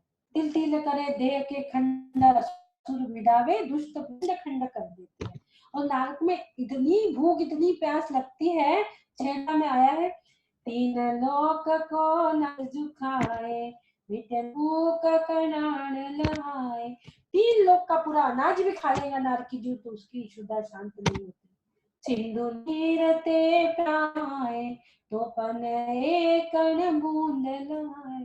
पूरे वो सिंधु नीर की पूरे सागरों का पानी भी पी लेता तो उसकी प्यास शांत नहीं होती। वहां कृष्ण लेस्या चलती है। और कल्पवासी जो 4 देव है, कल्पवासी, अंतरवासी, ज्योतिष, इनकी द्रव्य लेस्या चलती, इनका आर पार का शरीर होता है कल्पवासी का। और भवनवासी, वंतर, ज्योतिष, मनुष्य, किरण, इनमें 6 लेस्या चलते रहती है। हम थोड़ा सा जल्दी जल्दी लेंगे। 6 लेस्या पे एक बहुत ही अच्छा एक भजन भी मेरे पास था 6 लेस्या पे, पूरा तो नहीं बोलूंगी लेकिन एक लाइन जरूर बोलूंगी उसकी मैं। लेस्याओं का परिणमन भी होते रहता है, अभी हमने बता दिए इसको। कृष्ण का नील में जा सकता है, नील वाला थोड़े और अच्छे भाव और कर्म करे तो कम में जाएगा। पीत वाला अपने भावों को विशुद्ध को बढ़ाएगा, कषायों को कम करेगा, विशुद्धि को बढ़ा। पीत वाला पद्म में जाएगा, पद्म में और भावों में विशुद्धि बढ़ाता है, और भावों में विशुद्धि लाए तो वो शुक्ल में चला जाएगा। और यदि शुक्ल वाले ने अपने भाव प्राप्त करा तो वो सीधा कृष्ण नील में आ जाएगा। यदि उसको भाव अपने खराब से हम जिस जो भावों में विशुद्धि लाएंगे तो लेस्या भी ऊपर ऊपर बढ़ते जाएंगी। कषायों की मंदता और व्यक्ति की उच्चता, मनुष्य की उच्चता, जैसे जैसे कषाय मंद होंगी व्यक्ति की उच्चता बढ़ती चली जाएंगी। भजन की 2 लाइन जरूर मैं बोलूंगी। वो लेस्या बहुत ही अच्छा है वो। जिन वाणी माँ से बोले आत्म लाला, मैं तो था गोरा मैया कैसे हुआ काला। जिनवानी माँ से लाला पूछ रही है कि मैं तो गोरा था, मैं काला कैसे हुआ। मैं तो था गोरा मैया कैसे हुआ काला। बोली जिनवानी माता भूल करी भारी, आत्मा ने अनात्मा की है रिश्तेदारी। कौन सी भूल कर लिए? आत्मा ने अनात्मा से रिश्तेदारी कर ली। फिर क्या होता है? भाव कृष्ण लेस्या ने अपना रंग डाला, इसीलिए काला। जिनवानी माँ से बोले आत्म लाला, मैं तो था गोरा मैया कैसे हुआ काला। आत्म लाला क्या बोल रहा है? मैं तो गोरा था कैसे काला हुआ। तो भाव कृष्ण लेस्या जो है, इसका जो कलर काला है, तो भाव कृष्ण लेस्या ने अपने आत्मा पे अपना रंग डाल के रखा है। हमारे आत्मा पे रंग डाल के रखा है। कसायों का भी रंग होता है, कसायों का भी रंग होता है। हमारी आत्मा कसायों से अनुरंजित प्रवृत्ति वाली है, उसका भी रंग होता है। तो भाव कृष्ण लेस्या ने अपना कलर डाल दिया और हम उससे अनुरंजित हो गए। तो इस प्रकार से हमने लेस्या को समझा। इसका एक आखिरी स्टेप है, थोड़ा ये कठिन विषय है, गुणस्थान। 14 गुणस्थान होते हैं। गुण यानी स्थान, गुणस्थान यानी गुणों का, कि हम कौन से गुण में है। स्थान, इसकी 14 स्टेप होती है। काय की होती है? मोक्ष जाने के लिए 14 स्टेप मोक्ष जाने की होती है। ये एक एक स्टेप को हम छोड़ते छोड़ते चले जाते हैं और एक दिन मोक्ष की प्राप्ति हम कर सकते हैं। तो पहले से चौथे गुणस्थान तक, पहले से चौथे गुणस्थान तक 6 लेस्या होती है। 5वें से 7वें गुणस्थान 3 लेस्या होती है। 5वें गुणस्थान में जो हमारी आदिका माताएं रहती है वो 5वें गुणस्थान में रहती है, और जो हमारे गुणस्थान में डोलते रहते हैं। 6वें से 7वें, 7वें से 6वें, उन सबकी लेस्या पीत, पद्म और शुक्ल लेस्या है। और 8वें से 13वें गुणस्थान तक शुक्ल लेस्या होती है। इसके बाद 9 में तो हमारी कसाई जाती है और अंतिम कसाई 10वें गुणस्थान में जाती है, लोक कसाई। यहाँ पे हमारी कसाई जाती है 8वें के बाद, और फिर हमारे परिणामों में वृद्धि होते चली जाती है। अष्टकर्म नष्ट होकर हम सिद्धत्व की प्राप्ति कर लेते हैं। 13वां गुणस्थान में सारी लेस्याएं भी खत्म हो जाती। 14वें गुणस्थान में योग रहता ही नहीं है, तो लेस्याओं का भावों का कुछ वहां पर ही नहीं है। तो ये गुणस्थान और लेस्या के माध्यम से मैं तो कहूंगी ले लो जिनवानी का इंजेक्शन। 2 लाइन फिर बोल रही हूँ, ले लो जिनवानी का इंजेक्शन, नहीं होगा कर्मों का रिएक्शन। ले लो जिनवानी का इंजेक्शन, नहीं होगा कर्म, मान लो माता जी का सजेशन, मान लो माँ जिनवानी का सजेशन, मिल जाएगा मोक्ष का रिजर्वेशन, मिल जाएगा मोक्ष का रिजर्वेशन। तो ये मनुष्य गति जो है, ये ही हमारा स्टेशन है, यहीं से हमें रिजर्वेशन करना है। गति की ट्रेन में हमें बैठना है, किस ट्रेन में बैठना है, कहाँ टिकट हमें लेना है, चारों गति की या पंचम गति की। इस प्रकार से हमने 6 लेस्याओं को समझा। अब हम चलेंगे कलर की ओर, हम चलेंगे 6 लेस्याओं का वर्णन। आप लोग खुद इसको और अनुभव करना कि हमारी प्रवृत्ति कहाँ है, हम कौन से लेस्या वाले हैं। इसमें से आप देख सकते हो कि हम कौन से लेस्या वाले हैं। कलर के बारे में अब हम देखेंगे। अब दूसरा हमारा आता है कलर। ये 7 कलर की चर्चा डेली चल रही है, हर कोई चक्रांत कलर सब बता रहे हैं, हमारे सेशन में सब हो चुका है। पहले कई लोगों ने बताया कि विबगोर के बारे में, अमरीश जी मेहता ने भी बताया है, और बहुत से लोगों ने इस पे चर्चा करी है। और साथ हमारे जो कलर है ये हमारे बॉडी में ही है। कलर जो कहते हैं रंग, रंग जो है ये सृष्टि की आत्मा है। रंग क्या है, सृष्टि की आत्मा है। लेस्या एक चिकित्सा है, और शारीरिक मानसिक भावना तक संदर्भ में लेस्या चिकित्सा होती है। और जो कलर है ये हमारी सृष्टि की आत्मा, इसको कहा गया है। रंग से ही व्यक्ति अपनी योग्यता को पहचानता है, अपनी कमी को पहचानता है, और रंग के हिसाब से रंग चिकित्सा भी बहुत सारी होती है, वो भी हम आपको भी बताएंगे। तो जो कलर है, कलर के बारे में, रंग मनुष्य का स्वभाव बदल देता है। हर आदमी स्वयं को रंग के माध्यम से ही व्यक्त करना चाहता है, अपनी पहचान भी वो रंग के माध्यम से बनाता है, अपनी योग्यता और अपनी कमियों को वो रंग के माध्यम से भी ढूंढता है। रंग का हमारे जीवन में बहुत बड़ा महत्व है। हमारे अंदर भी सारे रंग 7 कलर है, इसकी हमें पता है। और जो उपचार की विधियां है वो मैं बताऊंगी आपको। कलर थेरेपी के बारे में थोड़ी सी हम चर्चा करेंगे। उसकी गति है एडवांसिंग और रिसेंडिंग। तो एडवांसिंग, मूविंग फॉरवर्ड यानी येलो, ये जो 3 कलर है ये हमें आगे की ओर लेके जाते हैं, उच्चता की ओर लेके जाते हैं। और रिसेंडिंग 3 जो मूविंग है जो हमें बैकवर्ड यानी हमें थोड़ा सा वायलेट कलर, इंडिगो और ब्लू कलर जो ये हमें थोड़े पीछे लेके जाते हैं। इस प्रकार से 3 और 3 6 कलर की रंग की गति भी होती है, और रंग ठंडे गर्म भी होते हैं। लाल कलर बहुत उत्तेजना वाला होता है, बाकी ब्लू कलर ये सब, येलो कलर ये शांतिता को दर्शाते हैं। ठंडे गर्म भी रंग होते हैं, रंग की गति भी होती है। अब कलर थेरेपी 2 वेज, एक भौतिक साधन, मानसिक साधन, फिजिकल थेरेपी और मेंटल थेरेपी। हम आज रंग चिकित्सा की बात यहाँ करेंगे। अभी रंग चिकित्सा के बारे में शायद हमारे सेशन में किसी ने भी नहीं बताया, तो रंग के बारे में हम जानेंगे। रंग चिकित्सा, पहले हमने जो चिकित्सा थी वो लेस्या चिकित्सा थी, अब हम जो कर रहे हैं वो रंग चिकित्सा कर रहे हैं। अपने व्यक्तित्व को जानने के लिए, अपनी पर्सनालिटी को जानने के लिए रंग चिकित्सा का भी बहुत बड़ा योगदान है।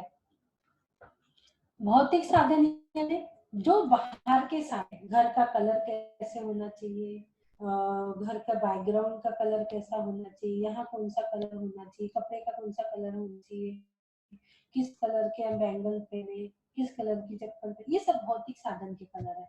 भौतिक साधन हमारे अंतरंग साधन जो है, उसके जो कलर है वो हमारे अंदर में 7 कलर मौजूद किए हुए हैं, उसके कलर भी वो अलग है। तो कलर थेरेपी हम बता दें, कलर में सूर्य चिकित्सा जो है, में जो सूर्य चिकित्सा है इसका बहुत ज्यादा महत्व है। चिकित्सा में सूर्य चिकित्सा में सातों भी कलर आते हैं। आप यदि देखो, सूर्य का स्नान, पूजा, सूर्य ध्यान सब बहुत फेमस है। सूर्य ध्यान, सूर्य चिकित्सा, सूर्य स्नान बहुत है, सूर्य पूजा भी। सनबाथ लोग करते रहते हैं। तो सूर्य चिकित्सा बहुत ही हमारे अस्वस्थता का बहुत बीमारी का अस्वस्थता का बहुत बड़ा स्रोत है सूर्य चिकित्सा।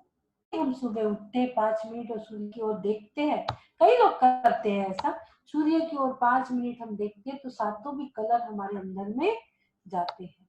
ये सूर्य चिकित्सा है, सातों के सातों कलर हमारे अंदर जाते हैं। और दूसरी हम देखेंगे एक और कलर चिकित्सा में, कलर की मालिश। कलर मालिश अब कैसी होती है, देखिए आप पहले अपने हैंड को गर्म पानी लीजिए, गर्म पानी से हाथ को धो लिए और फिर एक लैंप लगाइए और लैंप की रेंज के सामने दोनों हाथों को रखिए, थोड़ी देर रख लीजिए, फिर दोनों हाथों को घर्षण करिए, जोरदार घर्षण करिए, तो जहां आपको दर्द है वहां उससे मालिश करिए। अब मालिश करने यानी जोर जोर से नहीं रगड़ना, मालिश करना यानी उस पर हाथ आप सिर्फ फेरिए, फिर देखिए कि आपका दर्द कैसे गायब होता है।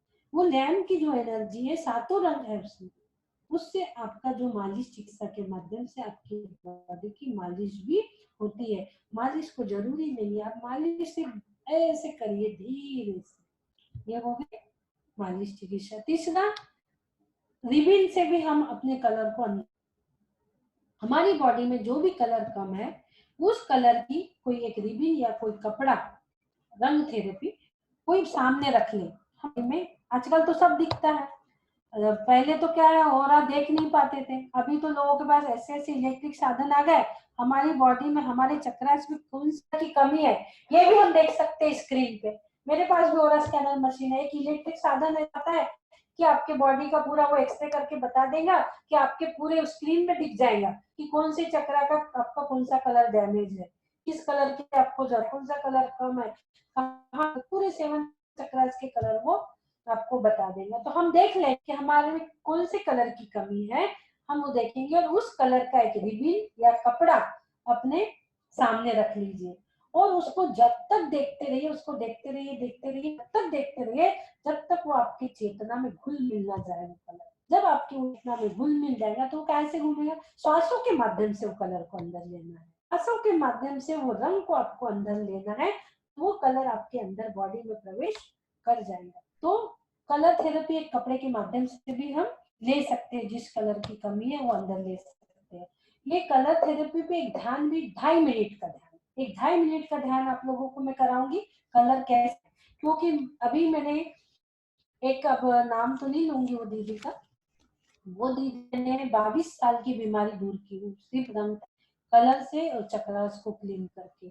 उनको इतनी प्रॉब्लम थी, उनके एनिमा लेके पोटी करना पड़ता था, उस वजह से वो जो दीदी है उनके पेट में गठाने पड़ गई, तो जलन होती है और बचाए दीदी लोग सिर्फ एक बार भोजन करती है, बहुत मुश्किल से 2 चपाती खाती और 2 घंटे अपने व्यतीत करती थी, इतनी तकलीफ होती थी उन दीदी को। तो मेरे पास फोन आया, बोले किसी ने मुझे आपका नंबर दिया है, मुझे ये प्रॉब्लम है, तो मैंने उनको चक्रास का ध्यान करवाया, ये रंग का ध्यान करवाया और श्लोक भी दिया साथ में 17 और 45।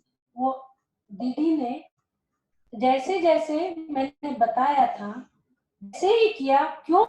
क्योंकि वो त्रस्त आ चुकी थी दवाइयां खा के।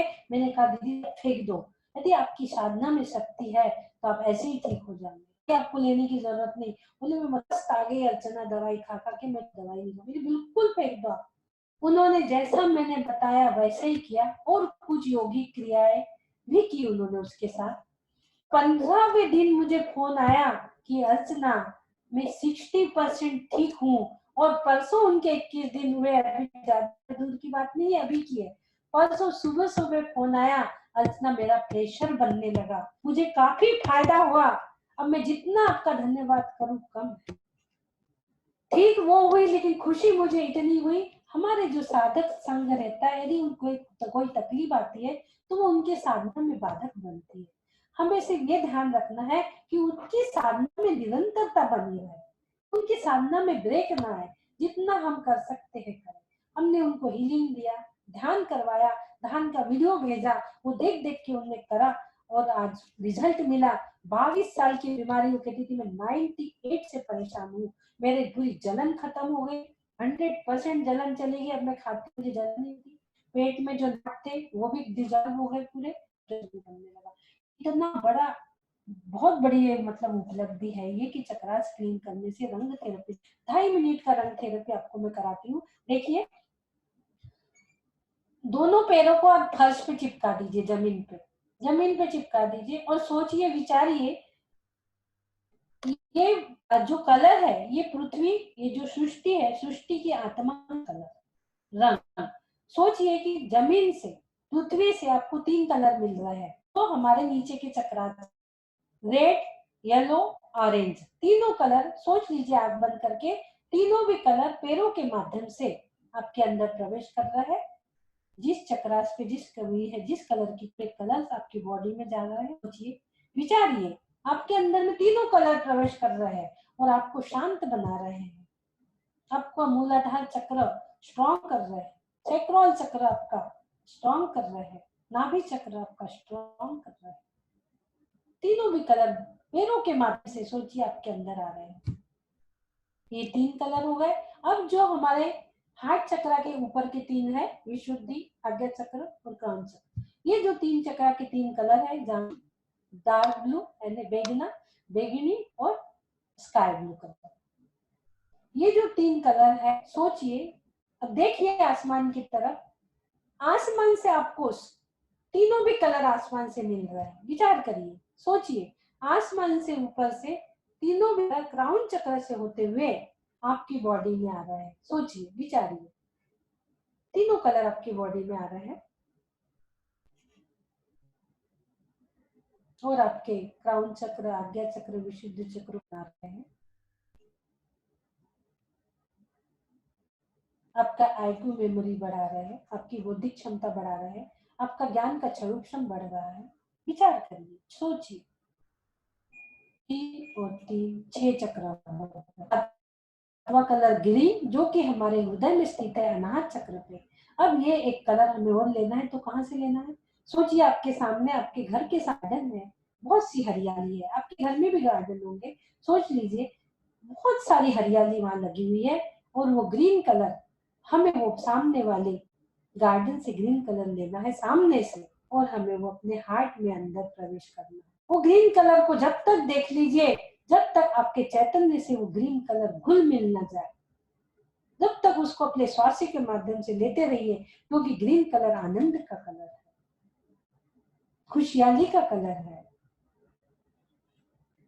आपके दिल को गार्डन गार्डन करते हैं, उस गार्डन से आपको ग्रीन कलर लेना है, आनंद का कलर लेना है। ले लीजिए और देखिए अब आपके 7 चक्रास पूरे स्ट्रांग हो चुके, 7 कलर आपके अंदर आ चुके। मात्र ध्यान करने से, ये कलर थेरेपी करने से आपके अंदर जिस भी कलर की कमी है उसकी पूरी पूर्ति हो जाती है। एक ऐसा 2.5 मिनट का ध्यान आप डेली करिए। डेली आप पृथ्वी से, आसमान से कलर लीजिए, गार्डन से, हरियाली से कलर लीजिए आप और अपने अंदर कलर की रंगों की पूर्ति कर लीजिए। 2.5 मिनट का ध्यान जितनी आपकी कर्मों की निर्जा करेगा, हम कितने तब भी करने तो उतनी नहीं हो सकते। 2.5 मिनट का ध्यान डेली। आप, मैं एक छोटा भी आपको बताती हूँ, देखो बड़ा ध्यान तो हम करवाते ही है, शाम को है 7 से 8 मिनट का ध्यान, लेकिन छोटे छोटे ध्यान भी मैंने 2.5 मिनट के बना रखे। नहीं हम कुछ तो 2.5 मिनट के ध्यान हम कर सकते हैं। इस प्रकार से कलर थेरेपी मैंने 2-4 प्रकार की आपको बताई। बहुत कोई बॉटल से भी करता है, कोई किसी चीज से भी करता है, अपने अपने हिसाब से। तो कलर का, रंगों का हमारे जीवन में 24 तीर्थंकर भी जो है हमारे, वो पता है कैसे है वो आता है ना, 2 गोरे 2 सावले 2 हरियल 2 लाल और कंचन करण, 16 कंचन करण है, 16 कंचन करण है, त्रय बंधो त्रय का। 16 जो है वे कैसे है, स्वर्ण के समान है। तो 2-2 अलग अलग बताए हुए हैं, तो वो सब उनके नाम कर्म की वजह से वो कलर है। आगे चलेंगे हम। अब ऑरा पे हम आते हैं। ऑरा जैन भाषा में आभा मंडल इसको बोलेंगे, जो कि भावों से ये बनता है। आभा मंडल इसे हम कहते हैं। तो ये आभा मंडल में 2 प्रकार का है, भावनात्मक इमोशनल ऑरा और एक मेंटल। अकल साइंस ने इसे 2 भागों में बांट दिया है, भावनात्मक ऑरा और मेंटल ऑरा।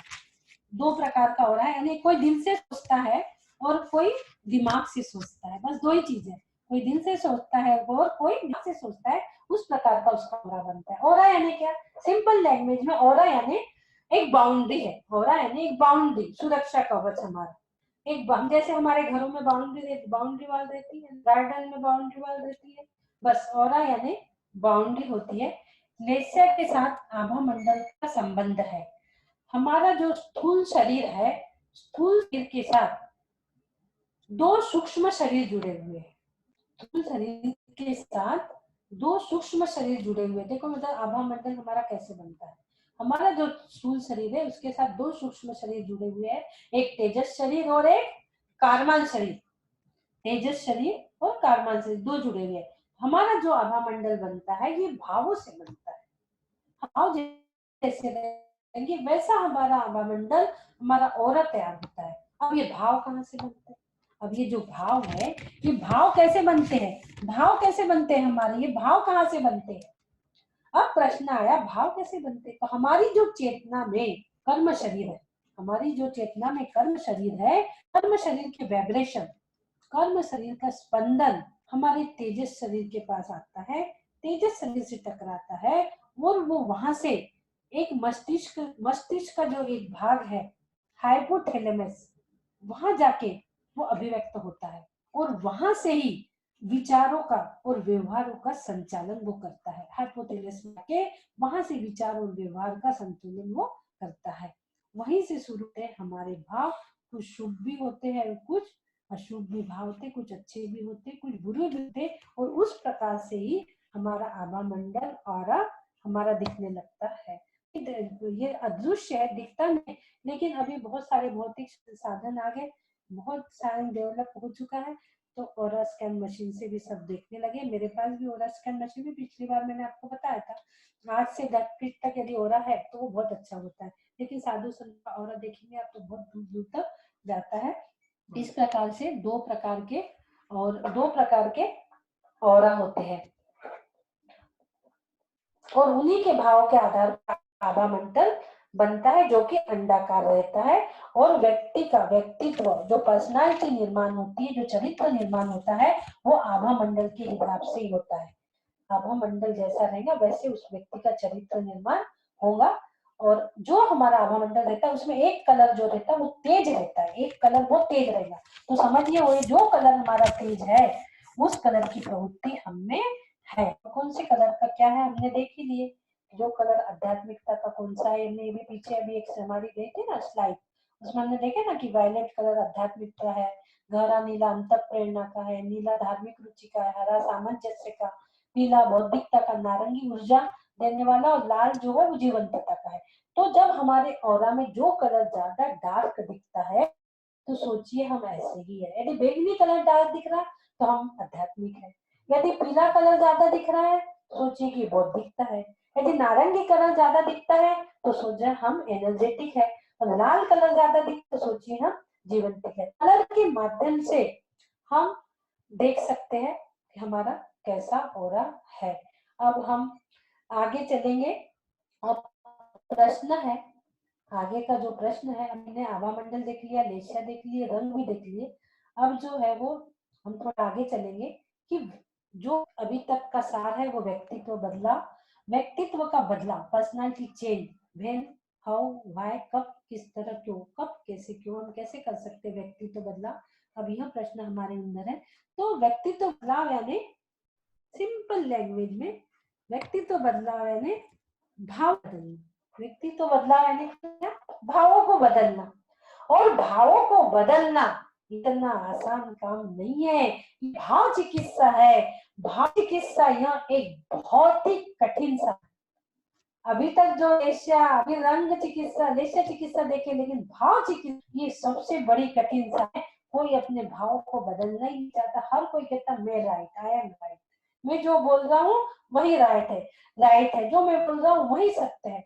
भावों की चिकित्सा बहुत कठिन साधना है। प्रतिक्षण बदल रहे हैं भाव।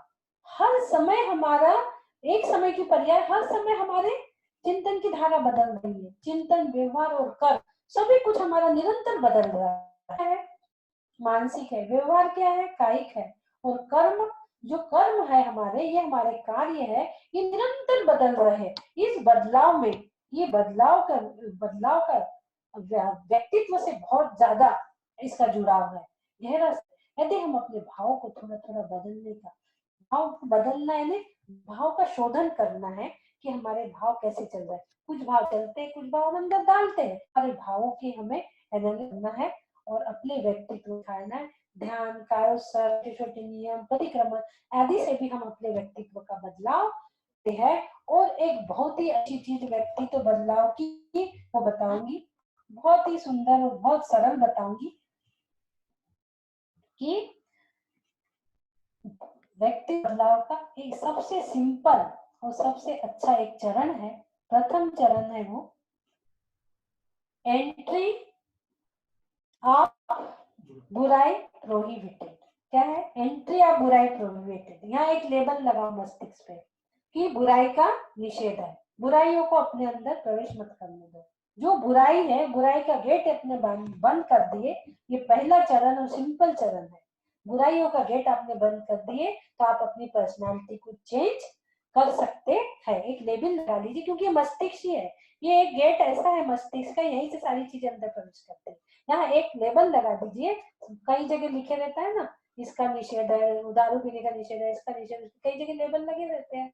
कुत्ते से सावधान, ऐसे यहाँ लिखोगे बुराइयों से सावधान, बुराइयों से सावधान, बुराइयों का प्रवेश का निषेध है, ऐसा एक लेबल यहाँ लगा लीजिए। लेबल लगाना है, स्टिकर नहीं लगाना है, वो भावों का लेबल आपको यहाँ लगाना है। अपने भावों का एक लेबल अपने मस्तिष्क पे लगा लीजिए, बुराइयों का निषेध है करके, हमारे अंदर बुराइयां ना हो। कोशिश करें कि हम विकथा को त्याग करें। धर्म में ये एक अच्छा शब्द आया है, विकथा का त्याग। बहुत लोग नियम लेके रखते हैं कि हमें बने जहां तक हम विकथा नहीं करेंगे। विकथा में 4 कथाएं बताई, स्त्री कथा, चोर कथा, राजकथा, भोजन कथा। स्त्री कथा वगैरह हम लोग ही है, देवरानी ने ऐसा की, जेठानी ने ऐसा की, सासू ने ऐसा की, नंदी ने ऐसा की। भोजन कथा, ये ऐसा बना वैसा बना, इसने अच्छा नहीं खिलाया, उसने, ये सारे दिन हमारे भाव चलते रहते। अभी तो ये चल रहा है राजकथा, मोदी ने ऐसा कर दिया, मोदी जैसा नेता नहीं है, कोरोना वायरस ऐसा है, ये सब राजकथा। चोर कथा, अरे उसके ऐसी चोरी हो गई, उसने ऐसा कर दिया, ये सारी कथा है, ये सब भी कथा में आती। पूरी संसार की जितनी भी कहानी किससे जो चलते हैं वो सब भी कथा में आ जाते हैं। और इसके बदलाव में जैन धर्म ने और कुछ दे दिया है। यदि आप भी कथा का त्याग करते हैं तो 4 आपको धर्म कथा भी जैन धर्म में दी है। वो 4 धर्म कथा आपको करना है, संवेगनी, निर्वेगनी, अक्षेपनी, विक्षेपनी। संवेगनी, धर्म के प्रति आपको प्रीति करना है। संसार शरीर भोगों से उदासीनता। संसार दुखम जे निर्विरक्तम, शरीर दुखम जे निर्विरक्तम, भोग दुखम जे निर्विरक्तम। ये सब दुख के साधन है, संसार शरीर और भोग, इनसे हमें उदासीन होना है। अक्षेपणी, सम्यक दर्शन मोक्ष मार्ग, सम्यक दर्शन के गुणों की हमें बात करें। विक्षेपणी, विक्षेपणी यानी दुर्गुण को निकालो और सद्गुण को अंदर डालो। जो गेट अभी हमने थोड़ी देर किया, निगेटिविटी को निकालो, जितने भी विजातीय तत्व है उनको बाहर निकालो और पॉजिटिविटी को अंदर डालो। तो ये कहाँ से आएगा? कि जड़ है कसाय। जब हम 4 कसाय पे जो हमारा सेशन शुरू हुआ था, फिनिश भी वही हो रहा है, या उसको कम करते हैं तो क्षमा प्रकट होता है। और हम मान को कम करते हैं, क्रोध के अभाव में क्षमा गुण आता है, मान के अभाव में हमें विनती है, और माया के अभाव में हमारे में रुजुलता, रुजुता यानी हम सहजता, सरलता हमें आती है। और लोभ के अभाव में, यदि लोभ को हम नष्ट करते हैं तो लोभ के अभाव में हमारे अंदर शांति और संतोष आता है। प्रकार से हम अपनी पर्सनालिटी को, व्यक्तित्व को बदल भी सकते हैं। आज की ये प्रयोगशाला में हमने इतने सारे पर्सनालिटी चेंज के प्रयोग आज हमने करके देखे, इसके पूरे बदलाव हमने करके देखे हैं। अशुभ से शुभ की ओर भी व्यक्ति की शुभ दिशा में जीना सिर्फ खुद के लिए जीना नहीं होता, वो समाज के लिए, परिवार के लिए, देश के लिए, राष्ट्र के लिए वो सार्थक उपलब्धि बन जाती है व्यक्तित्व बदलाव एक उसकी। और लास्ट में आपको मैं इतना ही बोलना चाहूंगी, जैसा सोचोगे वैसा बनोगे, you will become what you think. जय जिनेन्द्र, उत्तम क्षमा, सबको क्षमा, सबसे क्षमा। और अभी मैं सोनल जी को बुलाऊंगी। सोनल जी, सोनल है। एक सेकंड है कि कोई है क्या सामने कोई बोलने वाला? हाँ है, पर मंजू दीदी है क्या? हाँ मंजू दीदी है। मंजू दीदी को ले लो, फिर प्रतिभा संचित आप प्रतिभा जी को ले लीजिए जी को ले लो, ठीक है। सोनल जी, प्रतिभा जी। क्योंकि अपने 4 पे अच्छा 15 अपने हाथ में है। हाँ, प्रतिभा जी संचिति को ले लीजिए पहले, फिर नीरज जी को। ठीक है सर।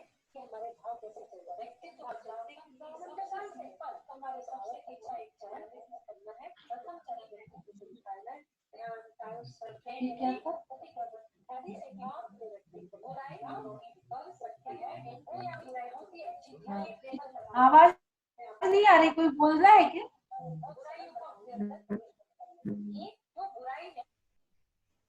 देखिए मैं एक चीज आपको बता दूं, 3 दिन मेरा जो प्रोग्राम अभी चला था सुबह, बहुत ही अच्छा सेशन रहा। उसने एजुकेशन, हेल्थ वेल्थ एजुकेशन पे प्रोग्राम था। तो सुबह आवाज आ रही है? आवाज आ रही है? हाँ, 6 से 7:30 तक चला। उसमें भी लोगों ने 1000 लोगों ने अनुष्ठान किया 108 बार। पहले दिन 61वां श्लोक 108 बार चला, और दूसरे 17 और 45 हेल्थ का 108 बार चला। तो तीसरे दिन 48 नंबर और 35 नंबर का कोरोना के लिए 108 बार श्लोक, 108 बार मंत्र रिद्धि।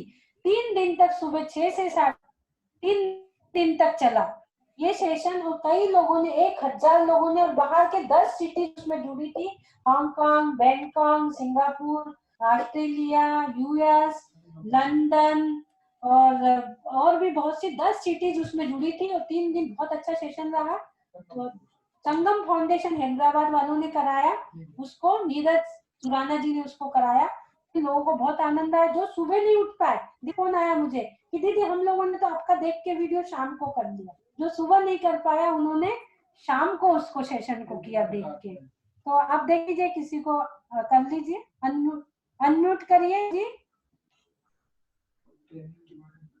वो 3 दिवसीय ट्रेनिंग भी यहाँ चलती है मित्रा हीलिंग सेंटर में। जिसे भी ट्रेनिंग करना है ऑनलाइन भी ट्रेनिंग ले सकता है, और यहाँ आके भी मेरा एक सेंटर, इंटरनेशनल सेंटर बना हुआ है, उस सेंटर में 3 दिवसीय ट्रेनिंग प्रोग्राम चलते रहते हैं। मंजू दीदी और हम दोनों भी मिलके, मंजू दीदी, प्रतिभा संचिति जी, नीरज सुराना जी, देखिए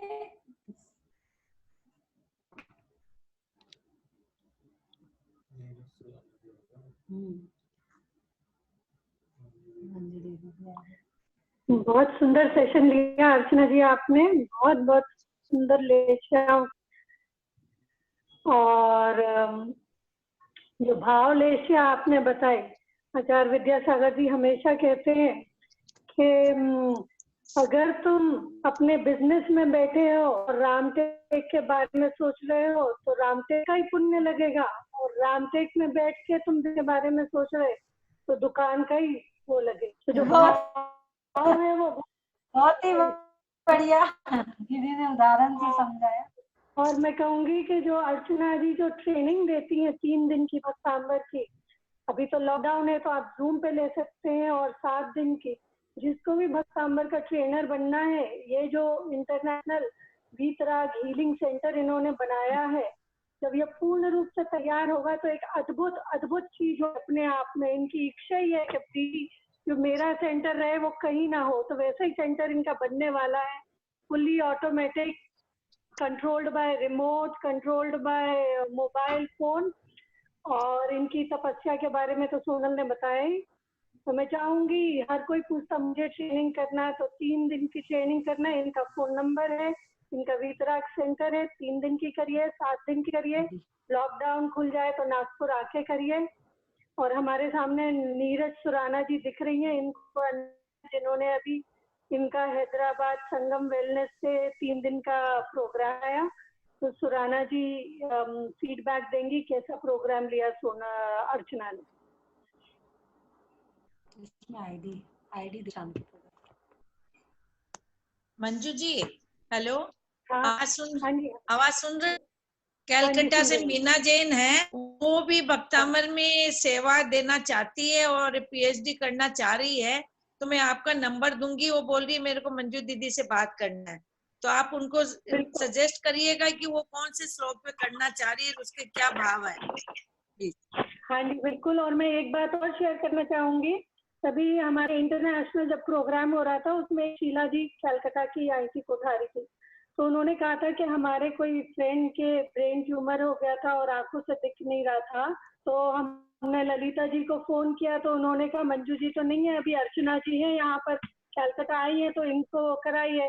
वो बताती कि अर्चना जी ने उन्हें, और आज भी उनके हस्बैंड भी डॉक्टर है, उनका बेटा, और उनको ब्रेन ट्यूमर भी है, दिखता भी नहीं है, फिर भी वो कहते कि हर काम हम इतने आसानी से कर लेते हैं, हमें लगता भी नहीं है कोई बीमारी है, और फुल फ्लेज बोला काम करती हूँ। तो अर्चना जी को मैं बताना चाहूंगी कि ऐसे फीडबैक आया था वो शीला कोठारी जी का कलकत्ता से, कि अर्चना जी ने मंत्र सुनाए थे, और आज भी वो लेडी अच्छे से अपना पूर्ण रूप से काम कर रही हैं और सब बीमारियों के बाद भी हर चीज कर सक रही हैं। थैंक यू दीदी, बहुत अच्छा। ये नीरज जी सुराना को ले लीजिए, नीरज जी सुराना, इसको अनम्यूट कर दी, नीरज जी सुराना अनम्यूट कर दीजिए इनको। हेलो, हाँ मंजू जी, अर्चना जी और सुमन कोठारी अपने लाइन में है, तो मैं सोनल को बोलती हूँ, सुमन को लाइन में, वो रोज पूरे प्रोग्राम सुनती है, तो वो सुमन खुद बोलना चाह रही है। सुमन कोठारी के नाम से ही है। नीरज जी आप अपना एक्सपीरियंस भी बता सकते हैं। नीरज जी आपको आवाज नहीं आ रही, क्या हो रहा है? नहीं मैं रेडी हूँ। रेडी है जी। हाँ बोलिए जी, आप कॉलिंग कर दीजिए नीरज जी सुराना। हेलो नीरज जी बोलिए, सुनाई दे रहा है हम लोग को। हाँ ठीक है। जय जिनेंद्र, नमस्कार। आवाज आ रही है मेरी? आ रही है। हाँ जी बिल्कुल। जय जिनेंद्र, नमस्कार। मैं नीरज सुराना, इस कार्यक्रम के आयोजक, सिद्धायतन संस्था को, सभी पार्टिसिपेंट्स और आज के वक्ता, डायनामिक लेडी, आध्यात्मिक उपचारक, international spiritual healer and soul meditator doctor Archana ji का अभिनंदन एवं तहे दिल आभार ज्ञापित करती हूँ। आज अर्चना जी पिताजी की पुण्य तिथि भी है। आपके पिताजी बहुत ही बिरले व्यक्तित्व के धनी थे। ऐसी पुण्यात्मा को हम सभी सादर श्रद्धांजलि समर्पित करते हैं। अर्चना जी के बारे में क्या बताऊं, शब्द ही कम पड़ जाते हैं। इनके इतने सेशन, 300 लगभग सेशन इंडिया में होना और अमेरिका में 45 दिन सेशन होना भी अपने आप में अद्भुत बात है। अभी हमारे संगम फाउंडेशन से हम 3 दिन का अनुष्ठान भक्तामल जी का करवाया था। बहुत ही अच्छा रेस्पॉन्स मिला। हमने सिर्फ 3 दिन की ही प्लानिंग की थी, लेकिन लोगों का रेस्पॉन्स और रिक्वेस्ट को देखते हुए हमें इसको आगे बढ़ाना पड़ा। आज हम मेडिटेशन का प्रोग्राम कर रहे हैं, पिंडस्थ ध्यान का, कल जिज्ञासा समाधान का और परसों दीपक विधान मांडना का अनुष्ठान करवाने जा रहे हैं। तो ये सब का सिर्फ श्रेय मैं अर्चना जी को ही देती हूँ कि उनकी बदौलत ही ये प्रोग्राम्स इतने हिट गए और लोगों का रुझान भक्तामल जी के प्रति और ज्यादा बढ़ी है और ज्यादा आस्था बढ़ी है। अर्चना जी नारी गौरव और मेडिटेशन क्वींस के अवार्ड से भी सम्मानित है। सही में मुझे ऐसे लगता है कि आप नारी गौरव ही हैं। आपका शांत विनम्र स्वभाव और आपका नेचर हम सभी को बहुत ही अच्छा लगता है। आपका पूरा व्यक्तित्व ही अनुकरणीय है। मैं पुनः मुझे समय देने के लिए आज के आयोजक, सिद्धायतन संस्था, संभागी सभी आत्मीयजन एवं आज के ओजस्वी वक्ता डॉक्टर अर्चना जी को आभार देती हूँ। वाकई में आज का सेशन भी बहुत अच्छा और निष्पत्तिदायक रहा। धन्यवाद। Thank you Neeraj ji. Thank you Neelam ji, thank you so much. Thank you very much कि आपकी वजह से मुझे आज ये सेशन अटेंड करने का बहुत मौका अच्छा लगा सुन के। पर मैं बता दूं, अर्चना जी से पहले हमारी गुरु माँ जो मंजू जी है, उन्हीं के अंदर में इतने लोगों को तैयार किया है इतने लोगों को तैयार किया है कि बता नहीं सकते कोई संख्या ही नहीं है। नहीं, अर्चना जी हमेशा मंजू जी की तारीफ करती है, तो हमारी प्लानिंग में है कि एक दिन हमको मंजू जी को लाना ही है। चलिए चलिए, अर्चना जी हमेशा सुमन कोठारी जी को बुलाइए ना प्लीज, उनका बार बार फोन आ रहा है। सुमन कोठारी जी, हाँ दिख रही है सुमन जी दिख रही है। सुमन कोठारी को उनको भी ले लीजिए, और प्रतिभा संचित यदि दिख रही हो तो उनको भी ले लीजिए, प्रतिभा जी संचित। हाँ सुमन जी आ गई। हाँ जय। हाँ जय जिनेंद्र। जय जिनेंद्र। अर्चना जी आपका प्रोग्राम सुन के तो बड़ा मजा आ गया, और वैसे भी मैंने एक दो प्रोग्राम और भी आपका देखा हुआ है, और पूरी पब्लिक अभी सुन रही है, सब कोई अपने साथी भाई सुन रहे हैं। लेकिन आपकी एक बात मैं बोलना चाहूंगी, जो आपको शायद याद नहीं होगा कि कलकत्ता में हावड़ा में एक संजय सेठिया, डॉक्टर संजय सेठिया आपको लेने गए थे। उसकी वाइफ का नाम ये है, देखो नाम भूल गई, उस नाम था मैं भूल गई, देखिए सडनली नाम भूल गई, आपसे बात करते करते नाम भूल गई।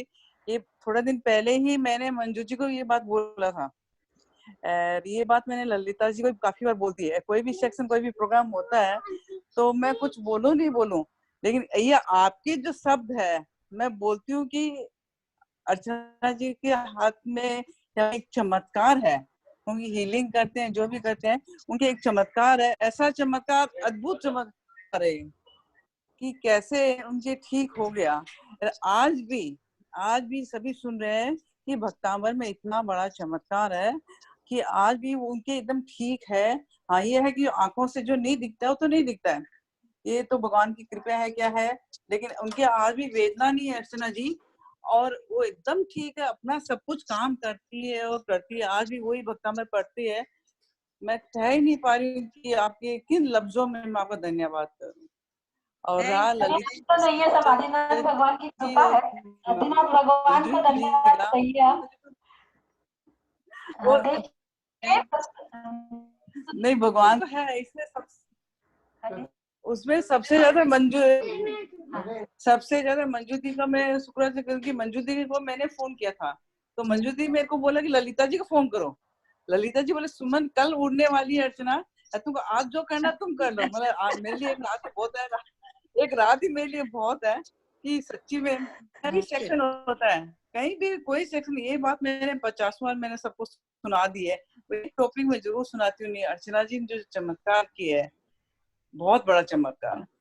और मंजू दी आपका तो मैं क्या बोलूं, आपकी जो श्रद्धा और भक्ति है ना सुमन जी, आपकी जो श्रद्धा और भक्ति है वो तो निमित्त मात्र है, हम लोग तो, पर चमत्कार आपकी श्रद्धा भक्ति और अटूट विश्वास। नहीं ललिता जी श्रद्धा का नहीं है, मंजू दी का ऐसे शिष्य बनाए हुए है ना, बोले ना वो उनका तो है ही है, पर आपकी अगर श्रद्धा भक्ति नहीं होगी तो कैसे पार होगा उनकी हीलिंग में, उनकी हीलिंग तो है ही है। मेरी श्रद्धा भक्ति से वो तो हीलिंग तो है, मेरी श्रद्धा भक्ति से ज्यादा भी आप लोग का सहयोग जो है ना, मंजू दी का जो सहयोग है मैं कह नहीं सकती, हेड्स ऑफ है कि मैं आज भी फोन करूं कि मंजू दी ये है तो लगता है कि ऐसे कि ललिता जी को फोन करो, तुम कलकत्ता से बोलो ललिता जी फोन करो, ऐसे लगता ना एक मिठाई बनाते हैं तो रसगुल्ला के साथ वो तो उनके कैरेक्टर में सब लोगों को आगे बढ़ाना, वही तो उनकी निस्वार्थ सेवा है कि हर लोगों को आगे कैसे बढ़ा सकते हैं। ललिता जी आप समझे नहीं हो कि रसगुल्ला में चीनी चाहिए ना, तो रसगुल्ला तो अपने ये मंजू जी हो गए और चीनी आप हो गए हो कि बस फोन करते तो चीनी को फोन करो, ललिता को फोन करो, पहले उनको फोन करो, और चीनी और रसगुल्ला और वो क्या चाशनी मिल जाती है तो उसका स्वाद क्या होता है, अब ये समझिए उसका स्वाद क्या है। रोज सुनीता मेरे को फोन करती है, मंजू जी रोज सुनीता मेरे को फोन करती है प्रोग्राम के बाद में। Thank you Sunita, thank you so much. अच्छा हुआ। अच्छा एक रिक्वेस्ट हो रहा है मेरी, अब मैं अपनी रिक्वेस्ट और बताती हूँ। अभी तो लॉकडाउन है, हम लोग इसको इतना एंजॉय कर रहे हैं, आफ्टर लॉकडाउन के बाद में भी हफ्ते में एटलीस्ट एक दिन ऐसा प्रोग्राम रखिए आप। जरूर से आप कितने लोगों को भेजती है ये बताइए।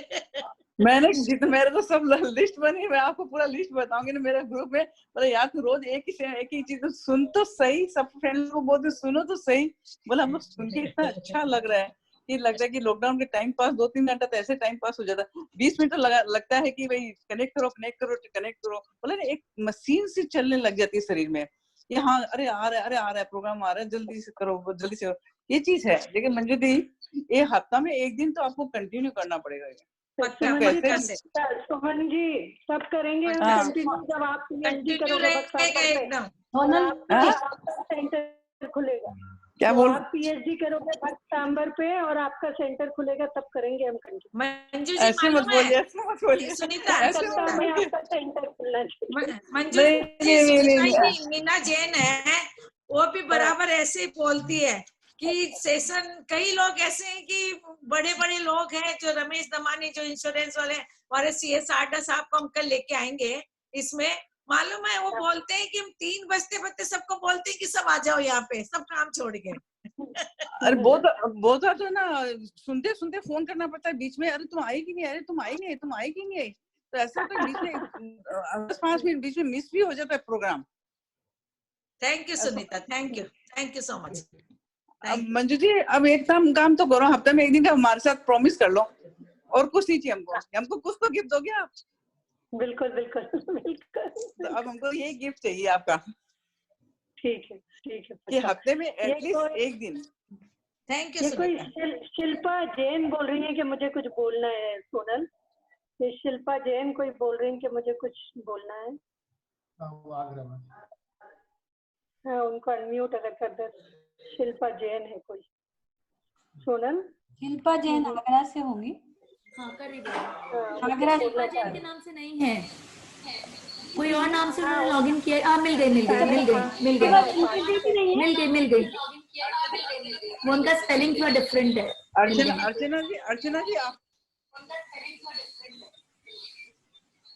अर्चना जी आपको याद है शशि शेठ या अर्चना जी? याद है मुझे याद है, आप लोग मुझे लेने आए थे। हाँ याद है। थैंक यू सो मच मेरे फ्रेंड के लिए। मेरे फ्रेंड तो नहीं है, भगवान को धन्यवाद करिए। ठीक है, जय जिनेंद्र। शिल्पी जैन जी को ले लिया मैंने। हाँ, शिल्पी जैन जी को ले लीजिए और क्वेश्चन भी कर लीजिए सोनल जी। 1 2 3 क्वेश्चन भी। क्या नाम है? सोनल जी आवाज आ रही है? हाँ नाम बताएं। सोनल, वो शिल्पा जैन म्यूट हो गए, उनको अनम्यूट करिए।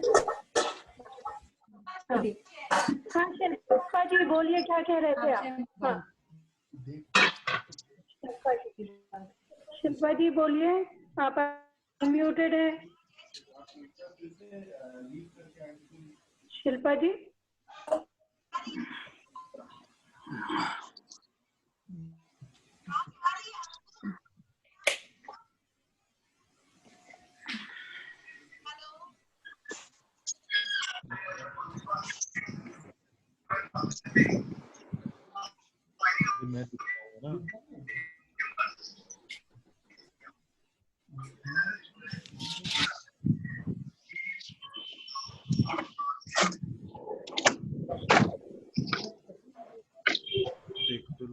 ध्यान से नहीं, 2 बार देख ली। नाम और वो पढ़े लिखे है क्या? हाँ आ रही है शिल्पा जी अब आपकी आवाज।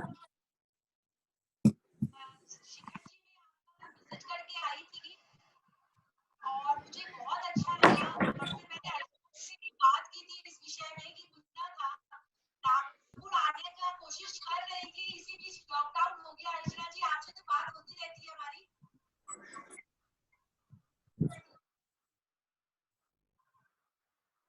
हाँ शिल्पा जी आवाज आ रही है, बोलिए। हाँ अर्चना जी, आपसे तो सीखने का कितनी बार प्लानिंग हुआ बट हो नहीं पाया और लॉकडाउन हो गया। ठीक है, लॉकडाउन के बाद आइए, मिलते हैं। मिथिला हीलिंग सेंटर में आपका स्वागत है। और मंजू जी से भी। हाँ मंजू जी से भी जरूर मिलना है। मुझे सीखना है मंजू जी, मुझे एक पीएचडी करना है इसमें, अगर उनका सहारा मिल जाए तो मैं कर पाऊंगी। बिल्कुल कराएंगे।